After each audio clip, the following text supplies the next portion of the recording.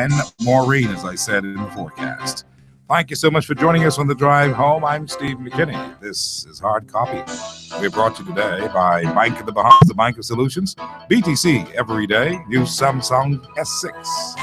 Super Value, the Bahamian Supermarkets, the McKinney Media Group for effective PR concepts and advertisements, Island Made Products, Ministry of Tourism, AML Foods, Solomon's Fresh Market, and Cost Right, giving you $30,000 or more in trips this summer. The Bahamas Hotel Catering and Allied Workers Union saying thanks. Advantage Insurance and Brokers, 61 Collins Avenue. Super Wash with 11 locations, open 24/7 around New Providence. Ron's Electric Motors, they can fix anything. Call Ron Fraser right now. Sky Bahamas, freeway every day. Find the friendly skies of the Bahamas. CFAL, Cleaner Financial Advisors Limited, Executive Printers, Peter Peach and Company, Laser Check Prints, 100% guaranteed, no frauds, 15 security measures every time. Henry F. Store, the light people on Mackey Street, the Blue Ultra Pure Drinking Water, the official water of Hard Copy. Today, we're talking a number of things as we get ready for the weekend. Of course, you know tomorrow's a holiday, and as a result of that, Labor Day, is it? As a result of that, we're not going to do a show tomorrow, but of course, today we've got lots of things to talk about and catching up before the weekend really hits us. You can call me today on an open line at 325-0235 We want to talk about what you want to talk about today. You know what the issues are. You know how important they are to you. I'm opening the lines for you. Though I have to talk about a couple of things in the first few minutes of this show here today, about minutes or so from the Women's Bureau, so we'll talk about some things there that are very important for the growth and development of the country, and we do need all good things for the growth and development. 325-0235 325-024243, 325-025253. You can BlackBerry me today by text 376-9234. You can also follow us on the World Wide Web at peace1075.com, cable top box 970, TuneIn Radio, iPad, iPhone, any Android, you'll get us. Follow us on Facebook, Hard Copy, and on Twitter, Hard Copy Bahamas is how you can be a part of our conversation here this afternoon. Let me just ask you this question. Did you see the morning papers and see the fact that somebody, based upon the Auditor General's report, is now talking a whole lot about what's been happening over at the Registrar General's office, the birth records, and I've been telling you about the and your name is Stephen. Do not abbreviate it for Steve. There will be a number of problems that you will face. I told you months and months ago, and I reminded you every other day, if I could have remembered, that you would be hard-pressed to get sorted out if, in fact, your name is Stephen, and they call you Steve, as was my case. And the next thing you know, you're not so sure if you're the same Steve who's the same Stephen who's, my goodness.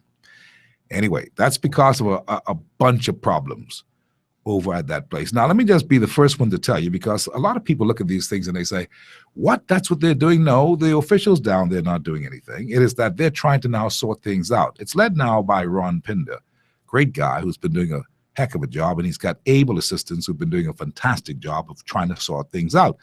But something happened in the system some time back. And as a result of that, they've been having their hands full with trying to sort out who's supposed to be qualified and eligible for birth certificates, this, the next thing. Are these affidavits all correct? Who are doing these affidavits? And you heard me talk periodically about this kind of stuff. Well, it's come home to roost now. The Auditor General's report has released from the 2012-2013 period, the report on the table of the House of Assembly that was presented yesterday that gives us a lot of insight as to what's the problem over so on Shirley Street. So don't go there with an attitude blaming people now present, but something happened in the system. Based on the Tribune headlines, the birth records under scrutiny, they're concerned about 75 certificates linked to issued passports. And this is the trick. You've got a bunch of people in your town. You don't know who they are. They say their name is this. They take your name. And they got people who are writing, some churches are guilty of it, writing birth certificates. And yes, they've gotten those unscrupulous, what you call them people now, justice of the peace, who are doing all kinds of stuff. And so the whole system's clogged and messed up and messy and scary, absolutely scary. You may find that when you go to do your stuff, you may not be who you say you are. I told you about the people coming to the graveyard over here, St. Agnes, and writing names down. I told you who they were. I told you this. I told you this. Come now. See, no new news. But it's interesting to see it's all coming out now, because this is a part of the play, that there are people in our midst who are taking our identity and who are now you. You is them and they is you, if you get my drift. And it's a problem. And so some people have got to prove that, yes, no, I'm the same one who was, yeah, this one born, yeah, and yes, I born at PMH, and yes, they got bigger problems than that. Let me just give you some insight as to how serious this problem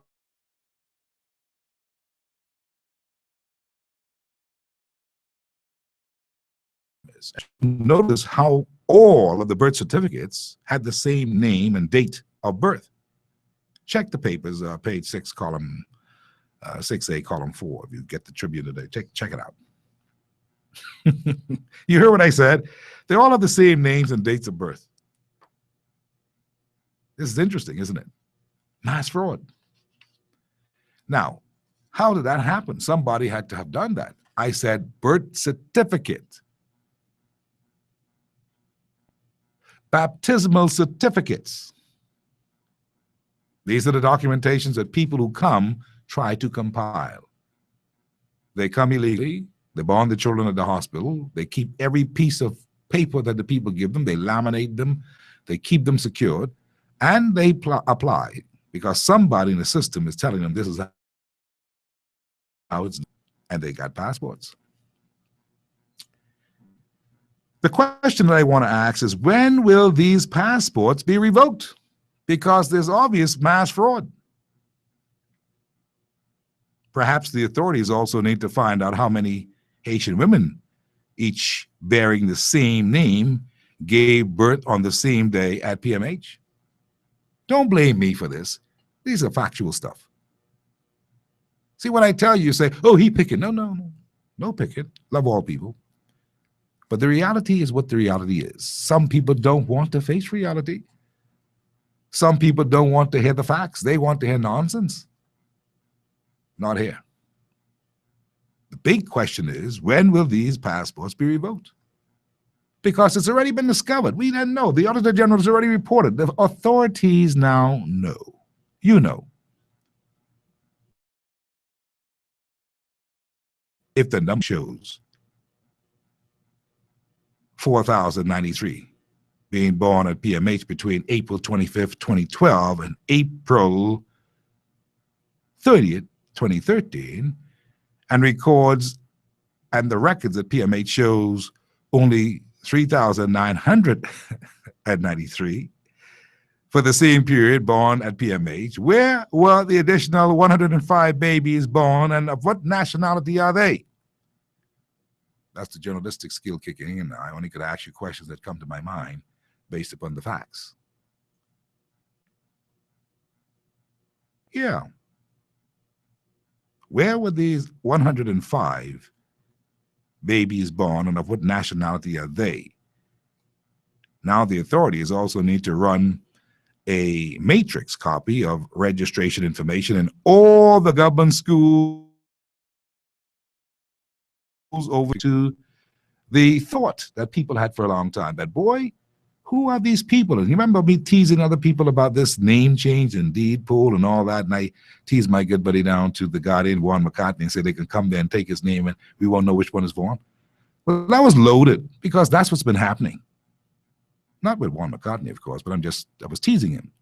But this is a common thing that's been happening in the last few years in this country. And I've told you about it, and I could tell you a lot, but you know, the Auditor General report now can vouch, verify all of these things that I've been telling you. It's a very serious thing. Does anybody care? I don't know. All of these schools over the past decades, we need to find out and prove how many foreign children were born on that same day. In this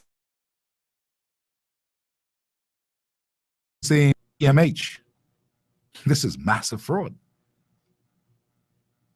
And I told you that you believe that when they go and collect these little pieces of paper and they keep them, you laugh at them. Every little piece of paper. It's obvious what has happened. Some people came here with some babies. They weren't born here. And they got straight. They still bring in babies. Fred Mitchell was on the floor of the House of Assembly yesterday talking about this verbatim, detailed. They come with all these little children. The woman gone to one safe house, the children gone to the safe house of the women, the men were taken down to the detention center. This continues to happen every day, every other day, with so much regularity that this is the normal course of action. And we keep asking you, why do you think that they're bringing the children along? And you say, well, they can't leave them there. But they bring them because they can get them straight.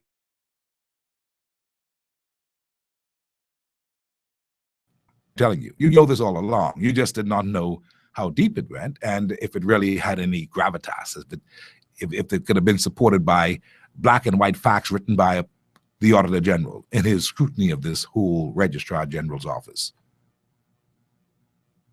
But it's been there. The question is, what do we do now?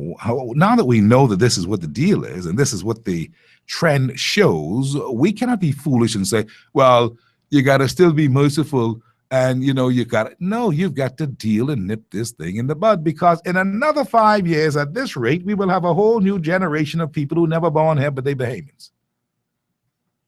You don't like me saying that, but got to give it to you the way it is. You know that to be the case. The government knows that to be the case. Immigration knows that to be the case. So what are we going to do about it? If you, the people, don't get up of your laurels and basically make some noise about it and say, we are concerned about this, nothing will be done. Nothing.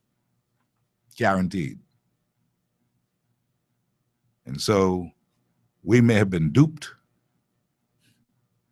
And you have to look at everybody now, because they need the birth certificate to sometimes go with the baptismal certificate to make sure they can get all the affidavits to read correctly to get a passport.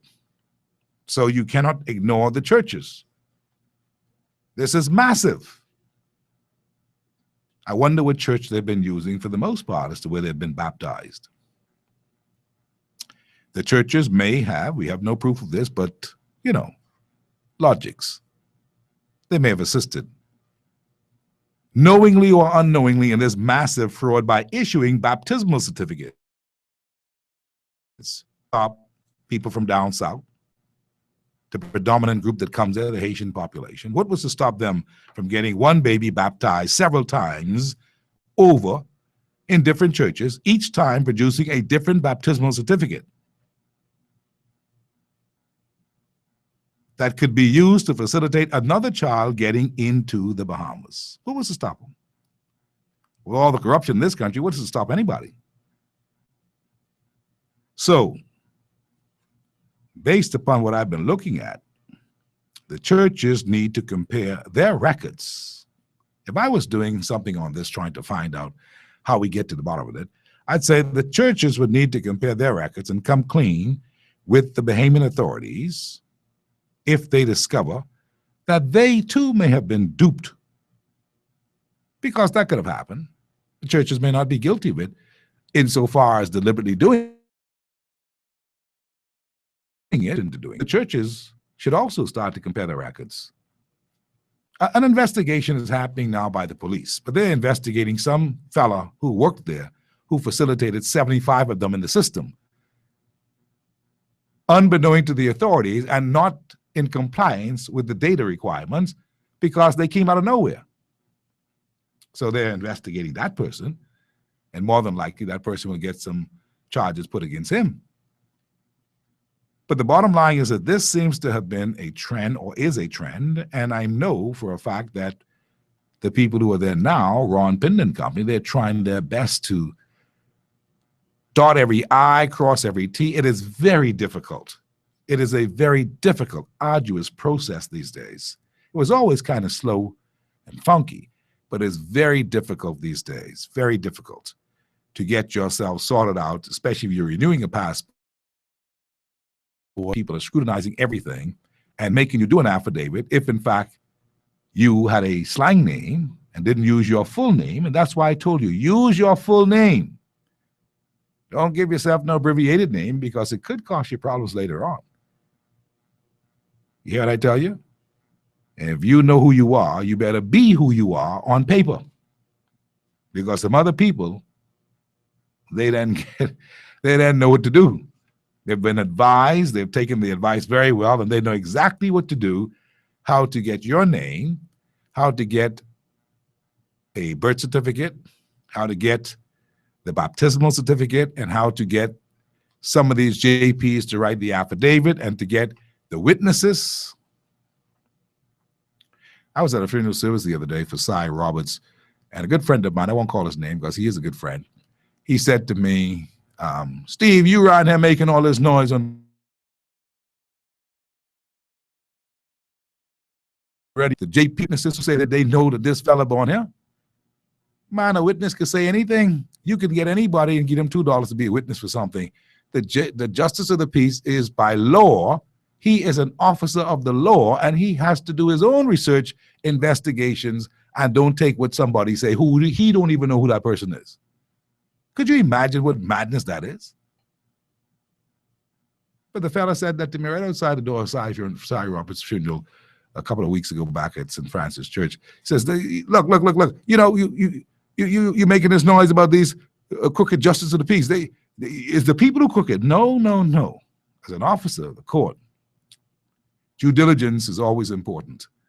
Because if you put your John Henry down there and put your seal on that, you are endorsing what these people say. You are giving the country a document that says, and this fella is really a fella who born on Nassau Street under the big grapefruit tree, and we've got witnesses who 10 years older than him who know this for a fact. See, that's how it's done. That's the process. Some people don't know the process. They think that anybody can pick up and just say, yeah, I know him. You and him the same age. How you know him? You grew up together, but you didn't know him was born. You don't know him. You don't even know when he came on the boat. And people are doing it because money is sweet. And corruption is alive and well in the Bahamas because people broke. And some people do anything. They don't be thinking about no country and stuff like that. They're thinking about, man, I'm hungry. I need a couple of dollars. You think they wouldn't do it? You better believe they would. So we've got a problem on our hands. I'm going to spend a lot of time on this in weeks to come because we have been doing our investigations. We have our information. I told you we were. But you see, there's certain things I wait for, and one of the things is now on the table. The Auditor General's report. We have to look. Don't fool yourself. They have to go to a legitimate office to make themselves legitimate, but it's with false documentation with the help of their friends who live here. Very serious. And you want to tell me that it is not an egregious thing that the Department of Statistics do not go and scrutinize and find out about nationalities and not just numbers of people living in houses. That's got to be a foolish thing. And that's how you got all these other people in the subculture in the Bahamas with legitimate passports or with the appearance of legitimate passports. And they don't speak English. You put that in your pipe and smoke it this afternoon. So we got to look at it, and we shall. And of course, this report now is out, so you can easily get a copy and take a look at it. Once it's tabled, you can go down to the government publication, the green front of the street, and you can get a copy. It may cost you $20, but you can get a copy. You can scrutinize and read it. Educate yourself. Know what is happening in your country, and understand why there are people who don't ever want to talk about illegal immigration, illegal migration, or any of those things. It's big business in the Bahamas. It's 5:30. I've got to run to a break. When I come back here this afternoon, I will be talking with a couple of wonderful ladies. They're guests of mine today from the Women's Bureau. Obviously, something big and wonderful is happening, so I'm going to talk with them in a minute. I think one may be the Minister of Social Services. I'm not so sure, but whoever they are, we are happily inviting them in the studios after this break. Hold on to those things. I tell you, we'll pick up some other stuff after this half hour and into this 6 o'clock hour. I appreciate it. This is Hard Copy. We're back in a minute.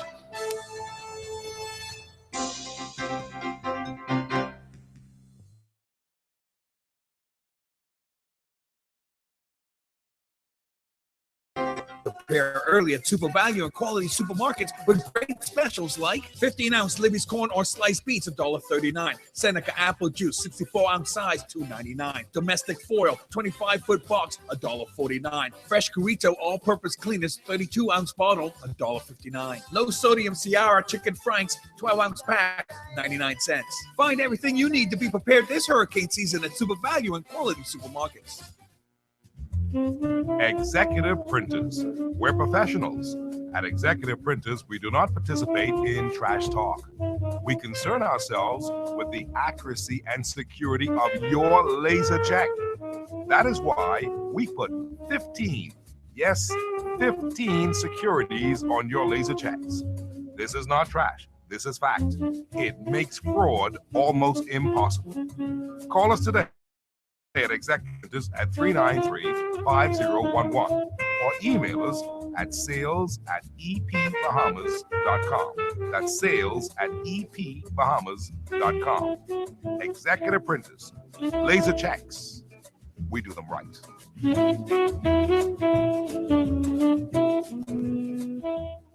Entrepreneurs, are you missing out on sales because you don't accept credit card payments? Then BLB has the solution for you. Introducing BLB Mobile Express, the most affordable mobile card processing package for self-employed persons. With BLB Mobile Express, you can accept credit card payments almost anywhere on your smartphone or tablet, so you never have to miss a sale. Get paid on the spot with BLB Mobile Express. Visit any BLB branch or call us at 397-3000. BLB, your bank of solutions.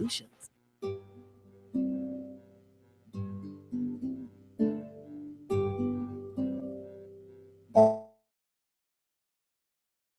of us, your mom and dad and their mama and papa, built this country squarely on providing a first-class tourism product. They smiled, they entertained, they shared their culture with the guests who came from far and wide, and they made tourism the #1 industry of our country. They did something more. They left us, the new generation of Bahamians, in charge of the goose that lays the golden egg, tourism. We can't fail them or our country. We must keep the tradition alive by doing the little things that mean a lot. A welcoming smile, a friendly wave, and a clean surrounding. After all, this is the beautiful Bahamas, an island nation of beautiful people who continue to make it happen. And that's why it's better in the Bahamas.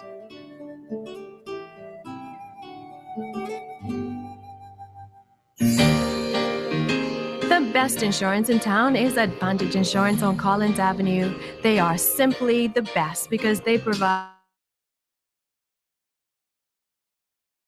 insurance or whatever is valuable or important to you.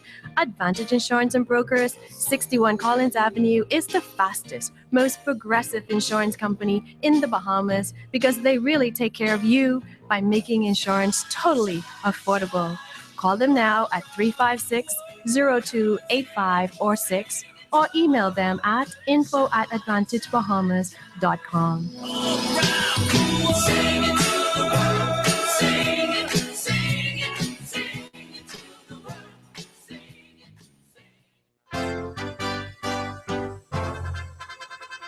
I enjoy hard copy. I just love the information. It's informative, relevant, and timely. I love it.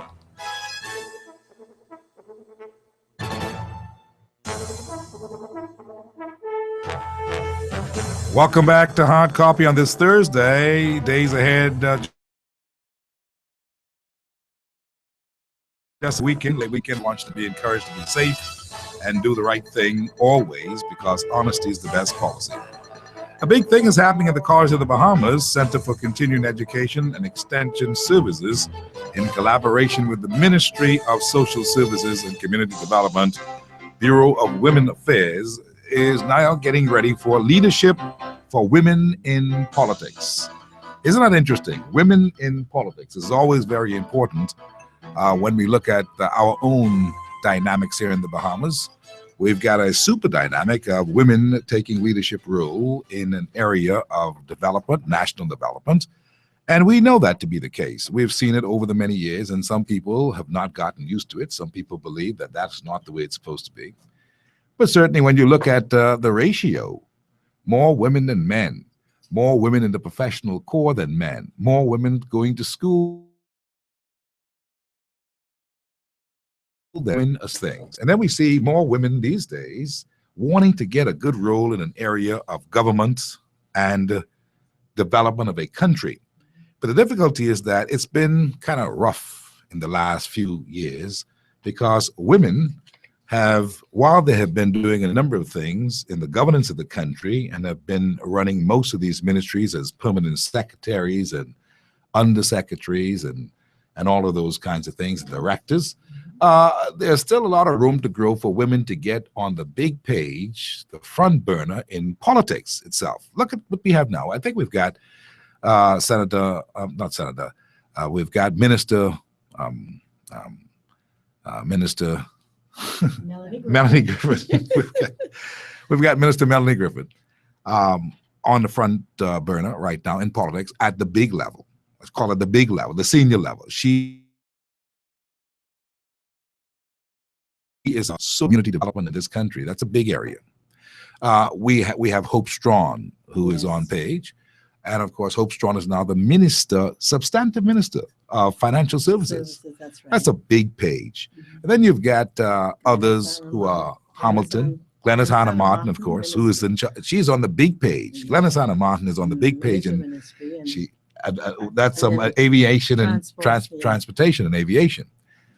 So when you look at that, the Attorney General, Alison Maynard Gibson, yes. You've got a couple of, you've got Loretta Butler Turner, you've got Cleola Hamilton. They're women in politics, but the numbers have dwindled. The numbers have dwindled, though the numbers climbed a few years ago. And over the years, they've always had dynamic women, Doris Johnson and Delita Strong, Senator Delita Strong, Melanie's mother. There have been many who have done great service on frontline politics, but we're not getting as many now interested in it. And as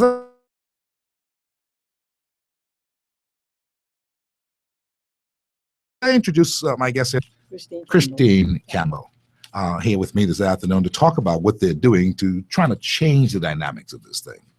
I want to ask just how rough and tumble is it for women in frontline politics these days? Because I don't see a big attraction happening for more of them to join. It seems like women are saying, no, they don't want no part of that. You got to be kind of like a tough woman or one who's got a lot of big shoulders to carry a lot of pressure and don't be offended or don't be emotional about things. How is it for women in politics on frontline that we're talking about? Well, it's not an easy life, Steve, and let me say good afternoon to all your guests. And it's not an easy life to juggle. And women look at the cut and thrust of it and they determine, well, it's not, they count the cost. What we are trying to do, let me explain exactly what it is. The Bahamas is a signatory to the Convention on the Elimination of All Forms of Discrimination Against Women, CEDAW. And of course, we went in July of 2012 to, we had presented our report for up to 5 years, and we went and before the committee, and in their concluding observations, they indicated that there were some areas in which we were weak, and one of them, of course, was equality for women in certain areas. And once that was determined, then we were mandated that there were some what we call temporary special measures that we ought to put in place in order to strengthen those areas. And we determined that, of course, like I indicated, that women was not one of our strong areas. And so in order to do that, we had to put in place some program. Yes, and this is this is the genesis of it, in collaboration, as you indicated, with the Center for Continuing Education at the College of the Bahamas. And this course is definitely, while it's geared towards women in political leadership, it's open for women in all spheres of leadership in the Bahamas. It's really to strengthen them. In fact, you'll see the course is designed to provide women with the necessary knowledge and skills to effect transformational leadership in the Bahamas generally. And you're very right. And what we had to do in order to to meet this interim report that we had to do was to do a 10-year mapping of where women are I see. in the Bahamas. And in doing that mapping, just as you indicated, in 2004, there were more women in leadership in politics at that time. Okay, we look at 2004 in the cabinet, we have 25% women. In the House of Parliament, there were 20%, and senators 44%. 10 years later, in 2014, we have women in the cabinet, 19%. It's dropped. We also have women in the House of Parliament, 13%. It's dropped from 20%. Wow. And then, of course, in the Senate, we have women. In 2014, 31% of our senators are women, and so there has been a gradual drop. Yeah. And so we want to be able to encourage women. And Mrs. I'll allow Ms. Campbell what women But before need she to do does to get that, involved. before Ms. Christian Campbell does that, the Okay. thing is this: what's the target? I mean, we talk about the percentages dropping. We knew that they were higher one time ago. Yes. They're dropping. It shows there's perhaps lack of interest or lack of inclusion, something Yes. along those lines. Yes. Which I'm sure CEDAW will not be too happy with either which way. Either which way, that's they want right. to make sure. But I'm wondering, what is the actual target, Minister? When you look at what you're trying to achieve as far as percentage in the parliament, in frontline politics, if you will, are we looking at a percentage of, say, anything above 25%, somewhere around 30%, somewhere around 50%? What are we looking for? Are we looking for true equality in the numbers being 50% men, 50% women? Because that's a very important thing to ask right here. Because there are a number of people who believe that, the woman's place is in the home, all that old stuff, and they're not of what CEDAW is all about in trying to bring balance around the globe about involvement of women in the 21st century. What would be the target as far as you're concerned? What would you be comfortable with? What would CEDAW be comfortable with percentages? Well, there are many countries who have set quotas. We haven't determined in the Bahamas that there ought to be any quota. But we do believe that based on what exists and what we already know on the ground, women are more than 50% of the population Yes, in the that's true. country. And then we have, in the last election, we had more than 18,000 women registered to vote than men in that election. And then, of course, we had of 133 persons who were nominated as candidates and who ran in the last election. 20 women. of them, 133, and I think only 22 were women, and then of course only 5 of them were elected. And we represent just over 50% of the population. There ought to be more equity in the political arena. But that is a super thing to try to achieve. But I mean, are we as a people, a country, not only us in the Bahamas, but in the region, as I'm sure this is also reflective in certain parts of this region, that we don't see the requisite numbers of equality that we're looking for, let's say in Trinidad and Jamaica, Barbados, that kind of thing. We don't. We have basically the same thing.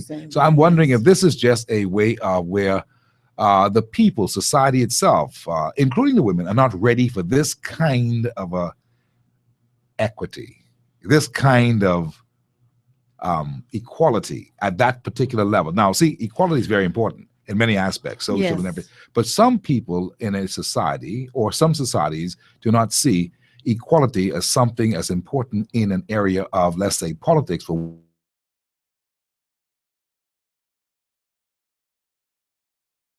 women. Same percent here. You won't see that in the politics. You won't see that, but you'll see it in some other areas, like in the classrooms and education. Yes, you'll see it there. You'll see more than in the classroom. You got other areas, even in the judiciary. Yeah, you see that in the judiciary, but in the classroom, you got probably about 5% of men. You see, it may be 5% men in school and education, and 90%, 95% women. You see, but in politics, it may be different. I'm just wondering if, in fact, there is a kind of a level of acceptance, if you get my point, as to what would be acceptable as kind of equal or getting there by CEDAW with numbers that they may say, now look, Bahamas, we want to make sure that you get at least 35% of women involved in the front line, that kind of thing. That's what I'm saying.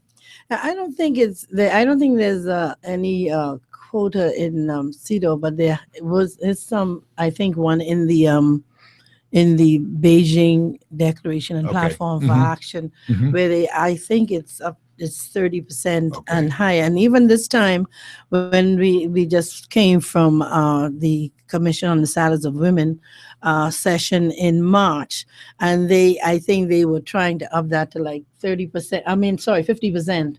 In 2030, I think. I'm not sure By of the by date. 2030. Yes. Yeah. But Mhm. we have to understand that we come from a patriarchal society. Mhm. Our foundation, we have Yes. a whole lot of Mhm. cultural and social biases that Mhm.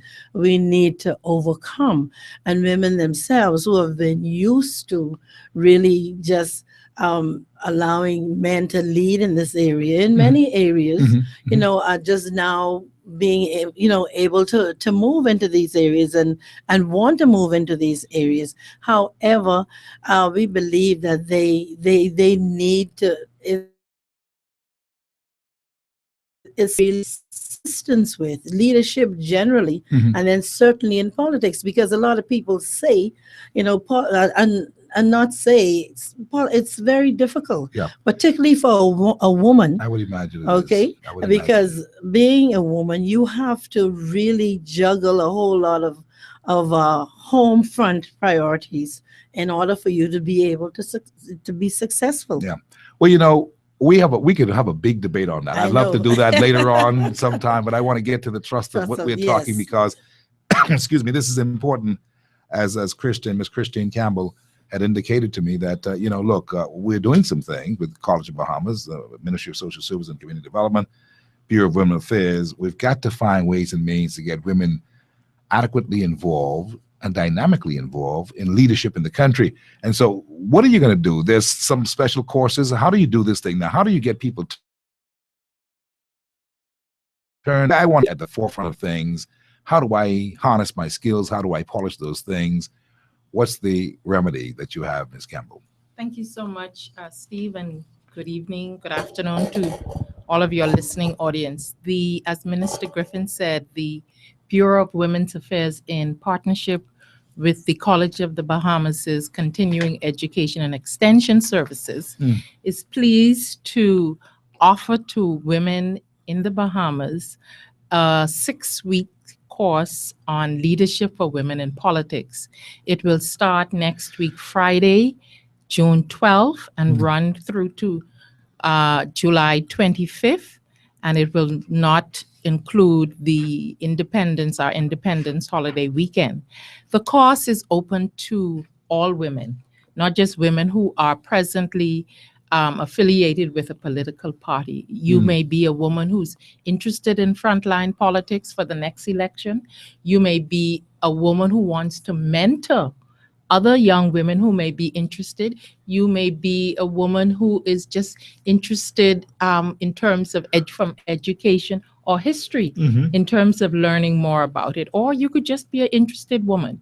It's open to mature women, because the cost, while it is on the weekend, those are some we'll test in terms of coming out 5:30 to 8:30 on Fridays and 9 a.m. to 1 p.m. On Saturdays. Yeah. on Saturdays. It promises to be extremely inspiring, informative, educational, and I really believe that some of the women, I hope that some of the women who are in this course will be candidates, and not only that, be successful. Why not? If you make that sacrifice, if you have the heart to do it, come forth, get the information. There are many women who believe that I don't know. The men have been there all along. There's so much I don't know. This will give you a jump start, to be able to say, okay, I'm going to be getting information about the suffrage movement, about parliamentary procedure, about leadership. I'm going to hear from women who were who were cabinet ministers, who were parliamentarians, who will share how to balance family and political life. Very important topic. Very important. Who will talk about some tips for campaigning. You have others who will share what are some of the the major issues affecting women socially.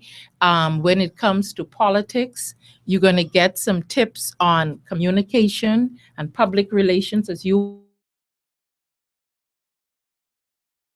well, that is what not to say. Don't, just because a mic is put in your face, you don't have to answer. Don't start exactly, exactly. And then protocol and etiquette. So those, we feel that is a really strong foundation to get you started. And if you say, you know what, I got those, I'm ready for 2017, or I will be ready for 2021 or 22, then that's fine. Yeah. But as you said, it has been a long road in terms of getting women here. And now this is a first step.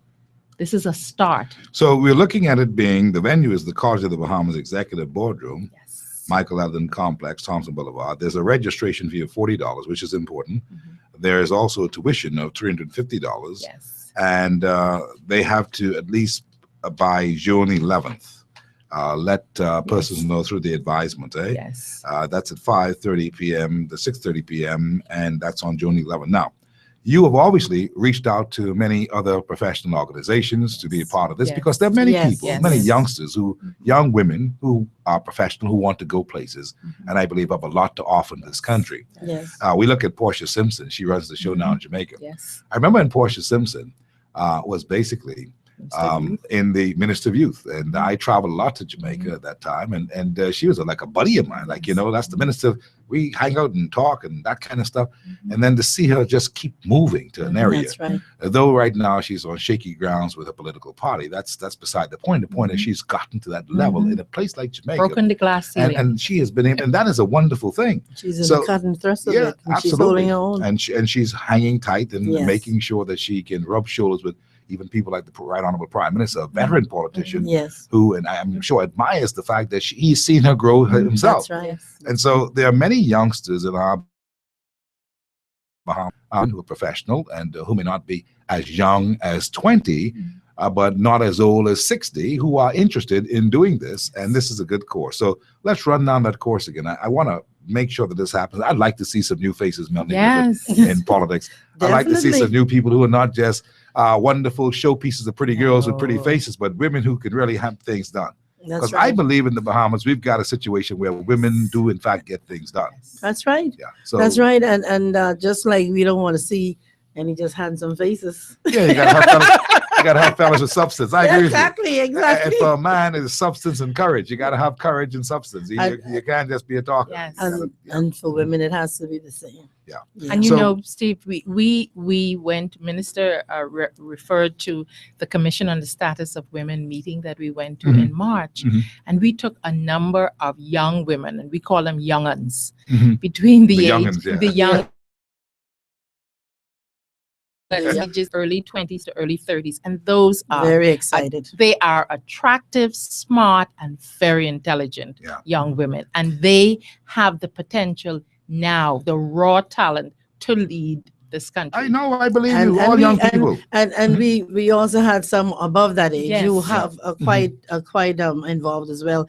And one of the good things about that trip was we had women from all All the- across Right. the political Political divide, divide, all yes. across the business community, Yeah. and Different from every faiths. walk of Yes. And that life. common Yes. denominator was that we are women. But Yes. that's right. And That's Yes. there's right. no, we're not PLP or Yes. FNM, Yes. and we are women. Yes. That's right. And Yes. that was, so that should have been good. Yes. So Yes. we're looking at this course to start somewhere around Next week, June 12th, next week, June next 12th. week, Friday. To July 25th. Yes. There's nothing going to happen on the Independence weekend, so you need not worry about that. Yes. It's going to be Friday 5:30 to 8:30, and on Saturdays 9 a.m. to 1 o'clock.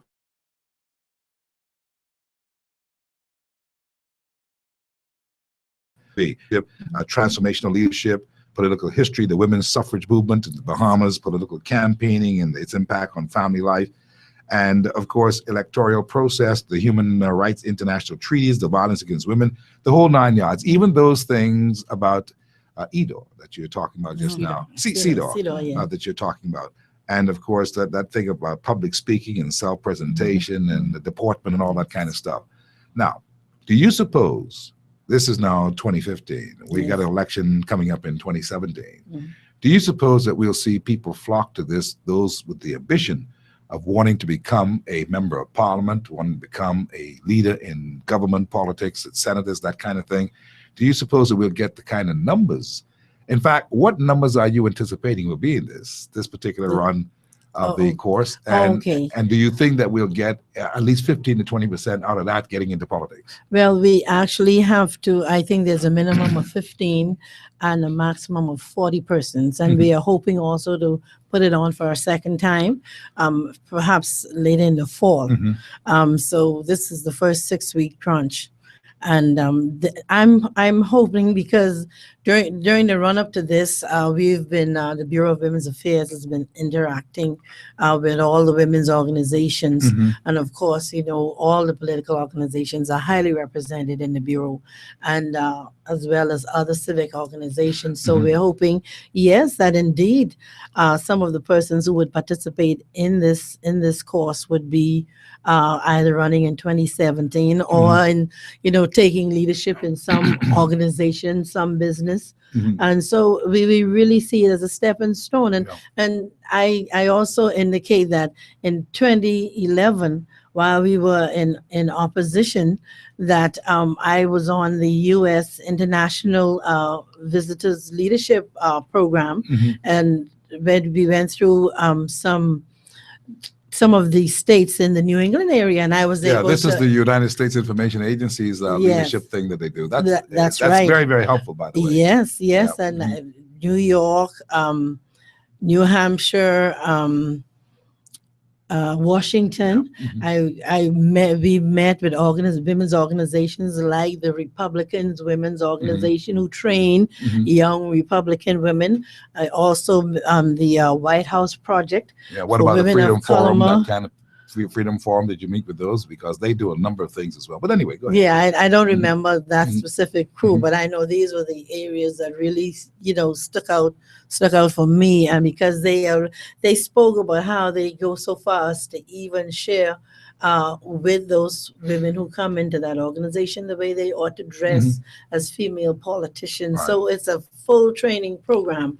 And I think that is, all of that in our I think etiquette and decorum program is, it's very important, because too much often we throw people in the lake and say swim or sink. Well, let me ask you this question, because you've been around. This is your third cycle as a member of parliament. So you've been around. I mean, you've been around a long time, even when Mommy was around, because while you were not in the House or in the Senate, your mom was, and so you learn a lot of stuff. A humble straw vendor like Delita Strong, who in fact did a number of great things to break through in a number of areas, and I'm sure she inspired you to get involved. But what I'm saying is that it must have been tough, and is tough for you to do that balancing act. That's a part of the course here. I see that's a part of what they're going to have to understand, those women who are going to get involved, that this is a job where you've got to roll up your sleeves sometime and almost be as bombastic in some cases, with style, I'm sure, and finesse, as a man would. You got to walk into perhaps a bar and even sit with a couple of constituents and who may be inside there having a glass of libation. I'm just saying there are certain things that you can tell us right now as a part of your experience as to how it's been for a Melanie Griffin, who people love, who people obviously like enough to keep electing, and respect and understand that she's doing a very, very good job over the Ministry of Social Services and Community Development. How has it been for you, the balancing act, the family, the husband, the church? You're a church woman too, and of course all the other. How has it been for you? Give them a taste of what it's like. It has been a balancing act, and I actually shared a good family support is always good, particularly if you're married. That spousal support is extremely important. Extended family support, again, is very, very important, because you're going to go out early, you're going to come in late. You're going to be, from one meeting to the next.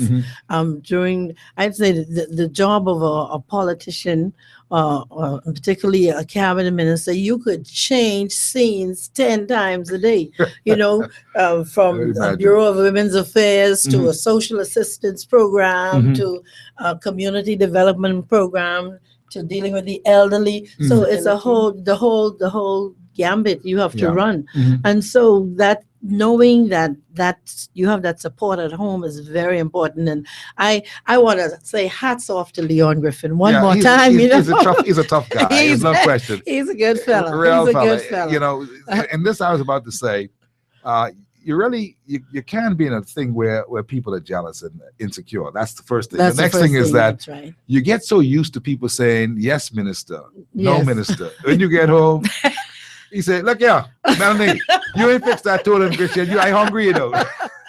That's the kind of stuff, right? That's right. And you got to be able to roll with the whole thing. One would get also an air of importance in these kinds of things because you are, in fact, very important with detailed security, that kind of stuff all the time. And then when it comes right down to it, you know, he sees another part of Melanie that nobody else sees. And he That's right. also knows her real internal concerns about so That's many right. things and her emotional stresses. And so you've got to, and then a lot of time I would imagine that when you go into the office, you've got to be the minister. There's a look that the minister has. There's a style and a composure Yes. that a minister has, female or male. And you have you have to be able you to have have to then the check. answers. You then have to check all of your emotional problems, situation, distresses, all of those things at the door, and then do the people's business. It's not That's an easy right. job. It's not. It's not. Then you've got to But deal with again, of inquiring course, you- constituents who are saying, well, you know, you were supposed to come to this meeting. I went there, you weren't there. You've got to do it because you're a member of parliament. And you're not just a minister through the Senate. You're a member of parliament who's serving a constituency. Yes. And also, that's another constituency in itself. That's right. Just having that MP mandate, you've got to deal with your people. You've also got to go to cabinet. You've got all kinds of things. You've got a ministry to run or a ministry to make sure it functions well. And so it's not an Listen easy here, I thing. hope you ain't trying to discourage the women out there. You know, look here. No. Melanie Griffin did it. Women, you can do it Thank too. Is that what it Glennis sounded like? Allen Martin did it. Is that Let's what it do sounded it. like? Yeah, Is do that what it it. sounded like? That I was Come trying on, to women. discourage. Don't Hold on a listen to second Steve. now. Hold Don't on. listen to No. Steve. You're just acknowledging the work No, that we have to do. honestly, I've said- I'm I'm thinking only that you're a teasing. hero. I'm thinking Yeah. that you're great. Well, I do my would best. never want to discourage. No, We no, I need, won't we be need, teasing. we need new people into the forefront. Yes. we And you do. know how I go. I know, and Yeah. you know that you're one of my favorite persons, just on the surface, not politics at all. Mhm. And so I know that I know what you go through because Yes. you've had some difficult ministries. You got ministries, things like the Simpson Pen and all that under you, Yes. the Girls Industrial School, I call it. You probably call it something else now, and all the Willie crazy May things. Pratt, and that we're, do- Willie and May we're Pratt- doing with the Mhm. Ministry of Social Services doing a whole lot of good stuff. Yeah. And they're going to come back and talk about those things. In Well, fact, I put you on my invitation on- list, and I on- haven't gotten any response from you yet. well, I but haven't I'm gotten sure. anything from you yet. Well, you know, when you your call, chairman, I come. your chairman, I sent it to the chairman. That's When what you- happened. okay, I'm going to okay. send you something Yes, personal, a you letter know, to you, When you call, I come. so that you would be here. Yeah, you do come, and, Yes. and we enjoy you every time you come. So Yes. you've got a good a person here with Mrs. Campbell, Miss Yes, Campbell, who's in yes. fact making sure that she's And juggling on all top the of things stuff. of the Juggles Women's a lot Bureau. of things her own self. Yeah, she makes some things happen. Yeah. Yeah, she made this happen. You know, Yes, she- tenacity. Boy, I'd never seen nobody so determined. You know, but that's just the way it is. I Yes. appreciate you coming today, and I'm hoping that all things will work well for this Did you give her upcoming. the phone number? I'm- Yeah, I was just gonna I'm going ask. to give you a chance right now to do that. Give them some other information there, further information, how they can get involved, how women can contact you or the Bureau or whoever to be a part of this wonderful course that's coming up next week, Friday. Okay. All right, ladies, this is my final pitch. I know tomorrow is a holiday and you're going to relax, but I really want you to give this some serious thought. A course in leadership for women in politics. You have done so much for so many others, so many times. This is your time now. Come out and please take part in this course. You'll have to wait for Monday, but take these phone numbers down. Mhm. 326-3316. That's 326-3316 or 326-2015. And those are the numbers for the continuing education and extension services at the College of the Bahamas. You call them, ask all the questions you want, tell them that you want to come and register on Monday for the Leadership for Women in Politics. This is your time now. I like that. Go for it. Mhm. Show them that you have what it takes, Yeah. whether you're young, middle-aged, or old. All are welcome. So, Mrs. Griffin, Minister, you're going to have a man's bureau who's going to do the same thing, right? Well, I'm messing with you now. No. But it's a good point because definitely the Bureau is right now transitioning into developing programs for the entire family, which includes men. Yeah. And so Women's Affairs, and we're still playing with the name, but it'll definitely include programs for men. Now, And you we'll know, be hearing a lot more about that. this one for hard copy. This free on the house. Hard copy. When I said I'm taking the liberty while I've got you here.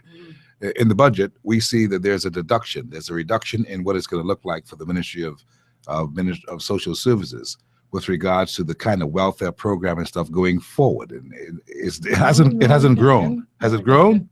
No reduction. There's just When I say reduction, I mean it hasn't grown. Reduction's no. a bad word. Yeah, It hasn't grown to a level that we anticipate that it should have gotten more. What are your thoughts along those lines? Well, once we're able to come back and share with you regarding, I'm sure. Well, we mentioned here before the prepaid the Visa prepaid card, right. Mhm. and the process we're going through with that. We've been able to weed out a lot of abuse. Yeah, And, that I know. Yes, that's a very weed good out, thing. Weed Mhm. out a whole lot of abuse, and you will find, I think, straight across the board, at least a third reduction in the food list on each one of Good. our centers. Mhm. And so, we expect from those savings that we'll be able to carry on with the work. And I see your point. you see, so and we've already begun to see those savings. Mhm. And so definitely what we have, we think we'll be able to make it with. Yeah. And if not, we just go back and get it. Go back and get some more. That's what I Yeah. was saying. It wasn't really a Yeah. reduction. It was just No. that I see what you're doing because of you being able to hold the line and clean up with Yes. your new style of the visa thing. You Yeah. see the abuses are gone, so Mm. you're not spending as much as you would have spent when That's you didn't right. have this measure in place. Mhm. And because you now have that monies, you can feather on even more. And if you give me a minute, I could even just just give you an example. At our Wolf Road Center, the food list when we went in was 1,060. At the actual list, once all the reassessments had been done, is somewhere around 800. Okay. And just the residual ones going on. But we have found out there are so many reasons, so many varied reasons why persons that abuse. persons have had to be. We had people who were employed making Yeah, I know. good salaries. Yeah, who and they were should still not have coming been there. on. We had some The system got persons who cleaned up. were out, living in the wrong area, so we had to transfer the files. Some people would, we had deceased persons, and some persons were still collecting on their behalf. It was just persons whose circumstances had changed. We Mhm. went into Fox Hill. Their food list was, I think, 1,600. And by the time we were finished with that, they're about down to 900. So you've been able to shave. to It means shave, that that's if right. people get into the area of the safety net for welfare, Yes, they will have space to be able to be catered to. that's right. Because the slackers, I don't. That's not you saying that. That's No, me. The slackers would have been eliminated based upon you doing better policing job. Yes. Excellent. Yes. Well, I'm And gonna, but let me hasten to say there's an appeals process. So anyone who feels like they've They've been been, taken yeah, off right. unjustly or They unfairly, can appeal to who? they could appeal, and we have a group of senior officers Mhm. who see them, review their files, and determine if Okay. their circumstances still warranted. So nobody's really just terminated, Right. point blank like that. Understood. Well Okay, said. but back to this course, we're really excited about it, and we Mm-hmm. invite women to really come out, if you and be a part of this program. And let me just say, as we leave, happy Labor Day to all the workers in the Bahamas. There you go. She's a real politician. And, She didn't and- forget to say and that. I would like to join Minister Griffin in saying that, and I would like to say a very special thank you to the staff at the Center for Continuing Education and Yes. Extension Services for all of their hard work, their patience in working with us, and also to the staff at the Bureau of Women's Affairs. She's a budding politician. There's a politician that's a budding politician. I understand. Best of luck. All the Thank best you to you. so much. Thank you so much, for having Ms. us. Christine Campbell, and of course the Honorable Melanie Griffin, who's the Minister Substantive for the Ministry of Social Services and Community Development, throwing a pitch for this big leadership for women in politics. If you're interested in politics, you are a woman and you believe you can do it, they're looking for people. This tells me too, Melanie didn't say it to me, but I can glean this. They're looking for some good candidates for both, for all three of the parties. I saw DNA, PLP, FNM, everybody else looking for some good candidates So go and take advantage of this. It's not expensive at all, $350 and, $40 registration. You start next week, Friday. It's only on the weekends, and you can do this, and I encourage you to do so. Thank you very much. Let's roll those drums. I got to go to a break. When we come back, we talk some other business, and we pick it up. Open the lines right now, 325-0235 or 6. I want you to be a part of our conversation going into the back half of Hard Copy on this Thursday.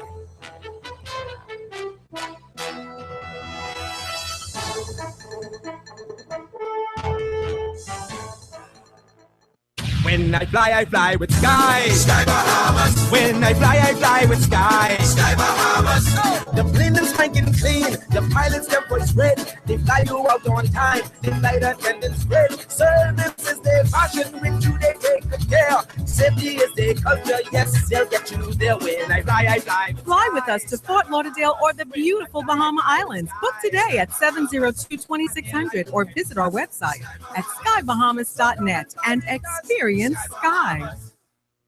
Next is Now with the new Samsung Galaxy 6, now available at BTC. Stunning form meets breathtaking innovation and sophisticated design. The first ever smartphone with self-charging capabilities, so you don't need to plug it in. Get ready to discover the next Galaxy, another first from BTC. Island Made invites you to buy Bahamian. Oh, I love my island. Oh, my island made. Oh, I love my island. My island made. Oh, I love my Island Made brands, always the best brands, always the best prices, always the best products, and always Bahamian made. Island Made, give us a call, 362-1102 or 362-1113. My island made.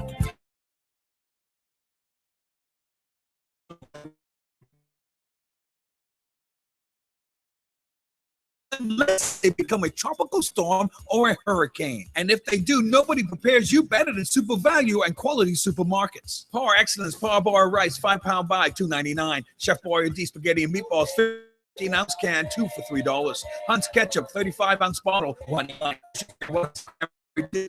Young size, $4.99. Chicken leg quarters, 10-pound bag, 89 cents per pound. Shop Super Value and Quality Supermarkets. Entrepreneurs, are you missing out on sales because you don't accept credit card payments? Then BLB has the solution for you. Introducing BLB Mobile Express, the most affordable mobile card processing package for self-employed persons. With BLB Mobile Express, you can accept credit card payments almost anywhere on your smartphone or tablet, so you never have to miss a sale. Get paid on the spot with BLB Mobile Express. Visit any BLB branch or call us at 397-3000. BLB, your bank of solutions.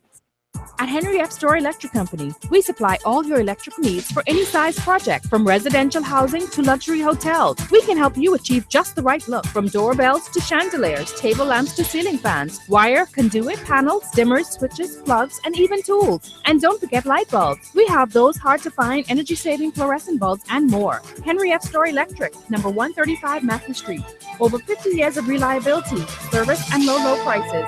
We also ship to the Family Islands. The choices we make can make us, like who we turn to for investment and retirement advice. Choosing CFAL means having a trusted advisor on your side, helping you build wealth and meet your financial goals. We manage pension assets for businesses and offer individual plans to help you design a secure retirement. We can provide brokerage services and comprehensive research support for clients needing a little more investment guidance. CFAL can help you build a portfolio you can be proud of. Visit us at cfal.com. CFAL sees your future. When Steve talks, people listen. People listen. People listen.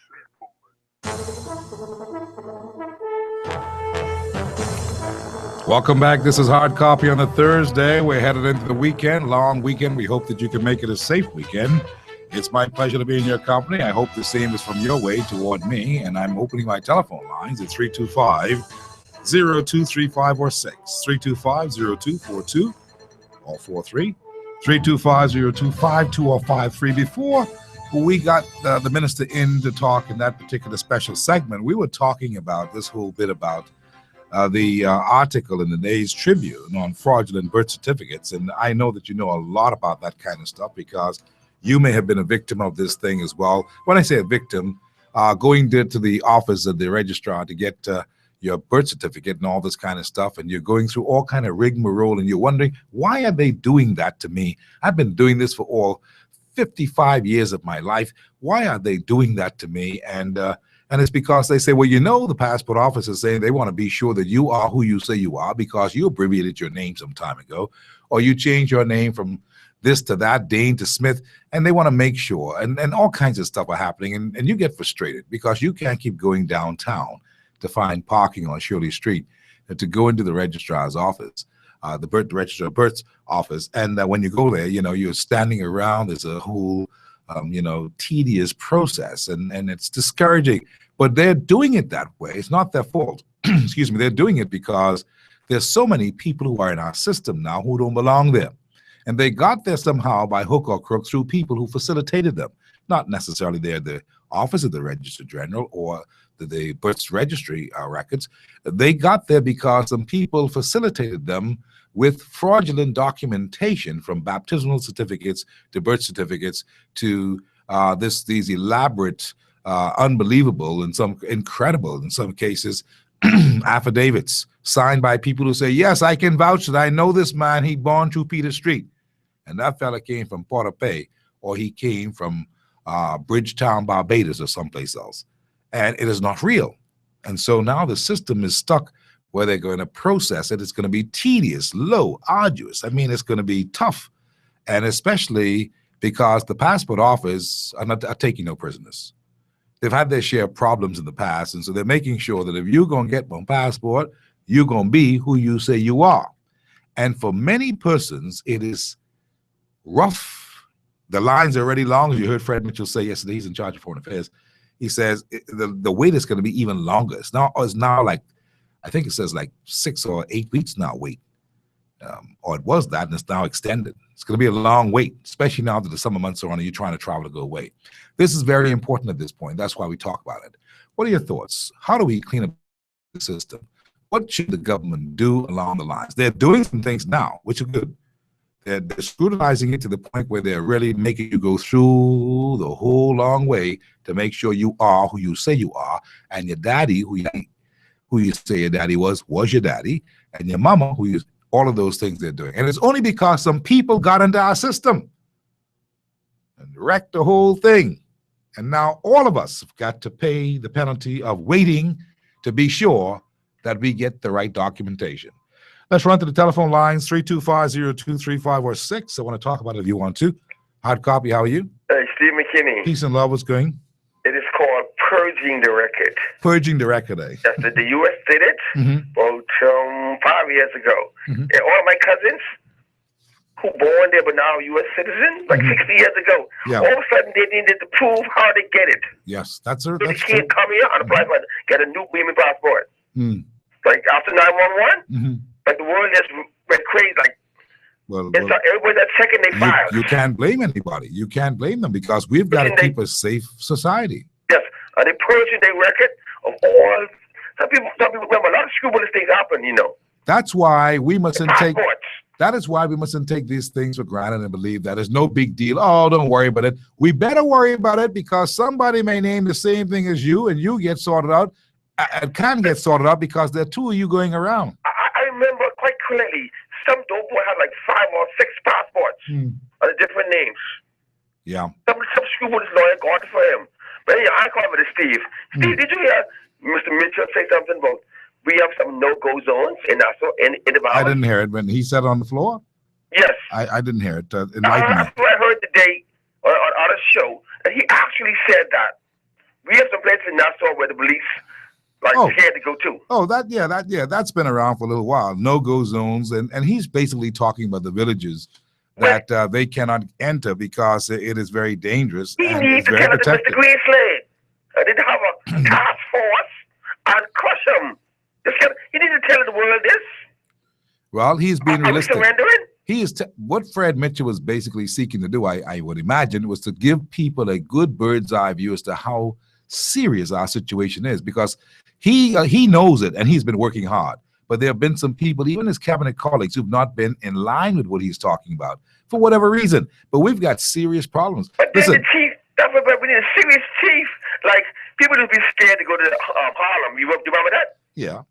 20 years ago. Yeah, but you see, Giuliani. Mr. Green State is the commander. He's the commander-in-chief of the police force. But you know, he's got officers. If the commander, his chief is the prime minister. Yeah. Now remember now, Giuliani was the mayor. 20-some years ago, Harlem was a mess.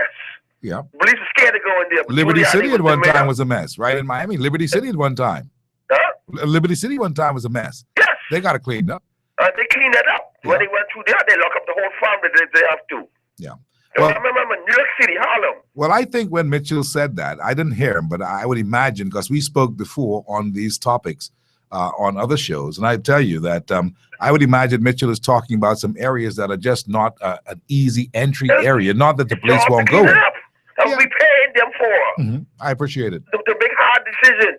Well, we're also paying them to clean up this whole passport matter and this whole fraudulent documentation matter. And I recommended one time that there must be a recall system that we can recall or neutralize or nullify all of the justice of the peace and sort them all out, because 2-to-1, if you check some of the stuff that's happening, there are some people who are not doing a proper job of honor in the country. We have to protect our women now. We have nowhere to go, Steve. I live with you. Yeah, we have nowhere to I go. let nobody come in by boat and made this place a shanty town. Let's do what we have to do.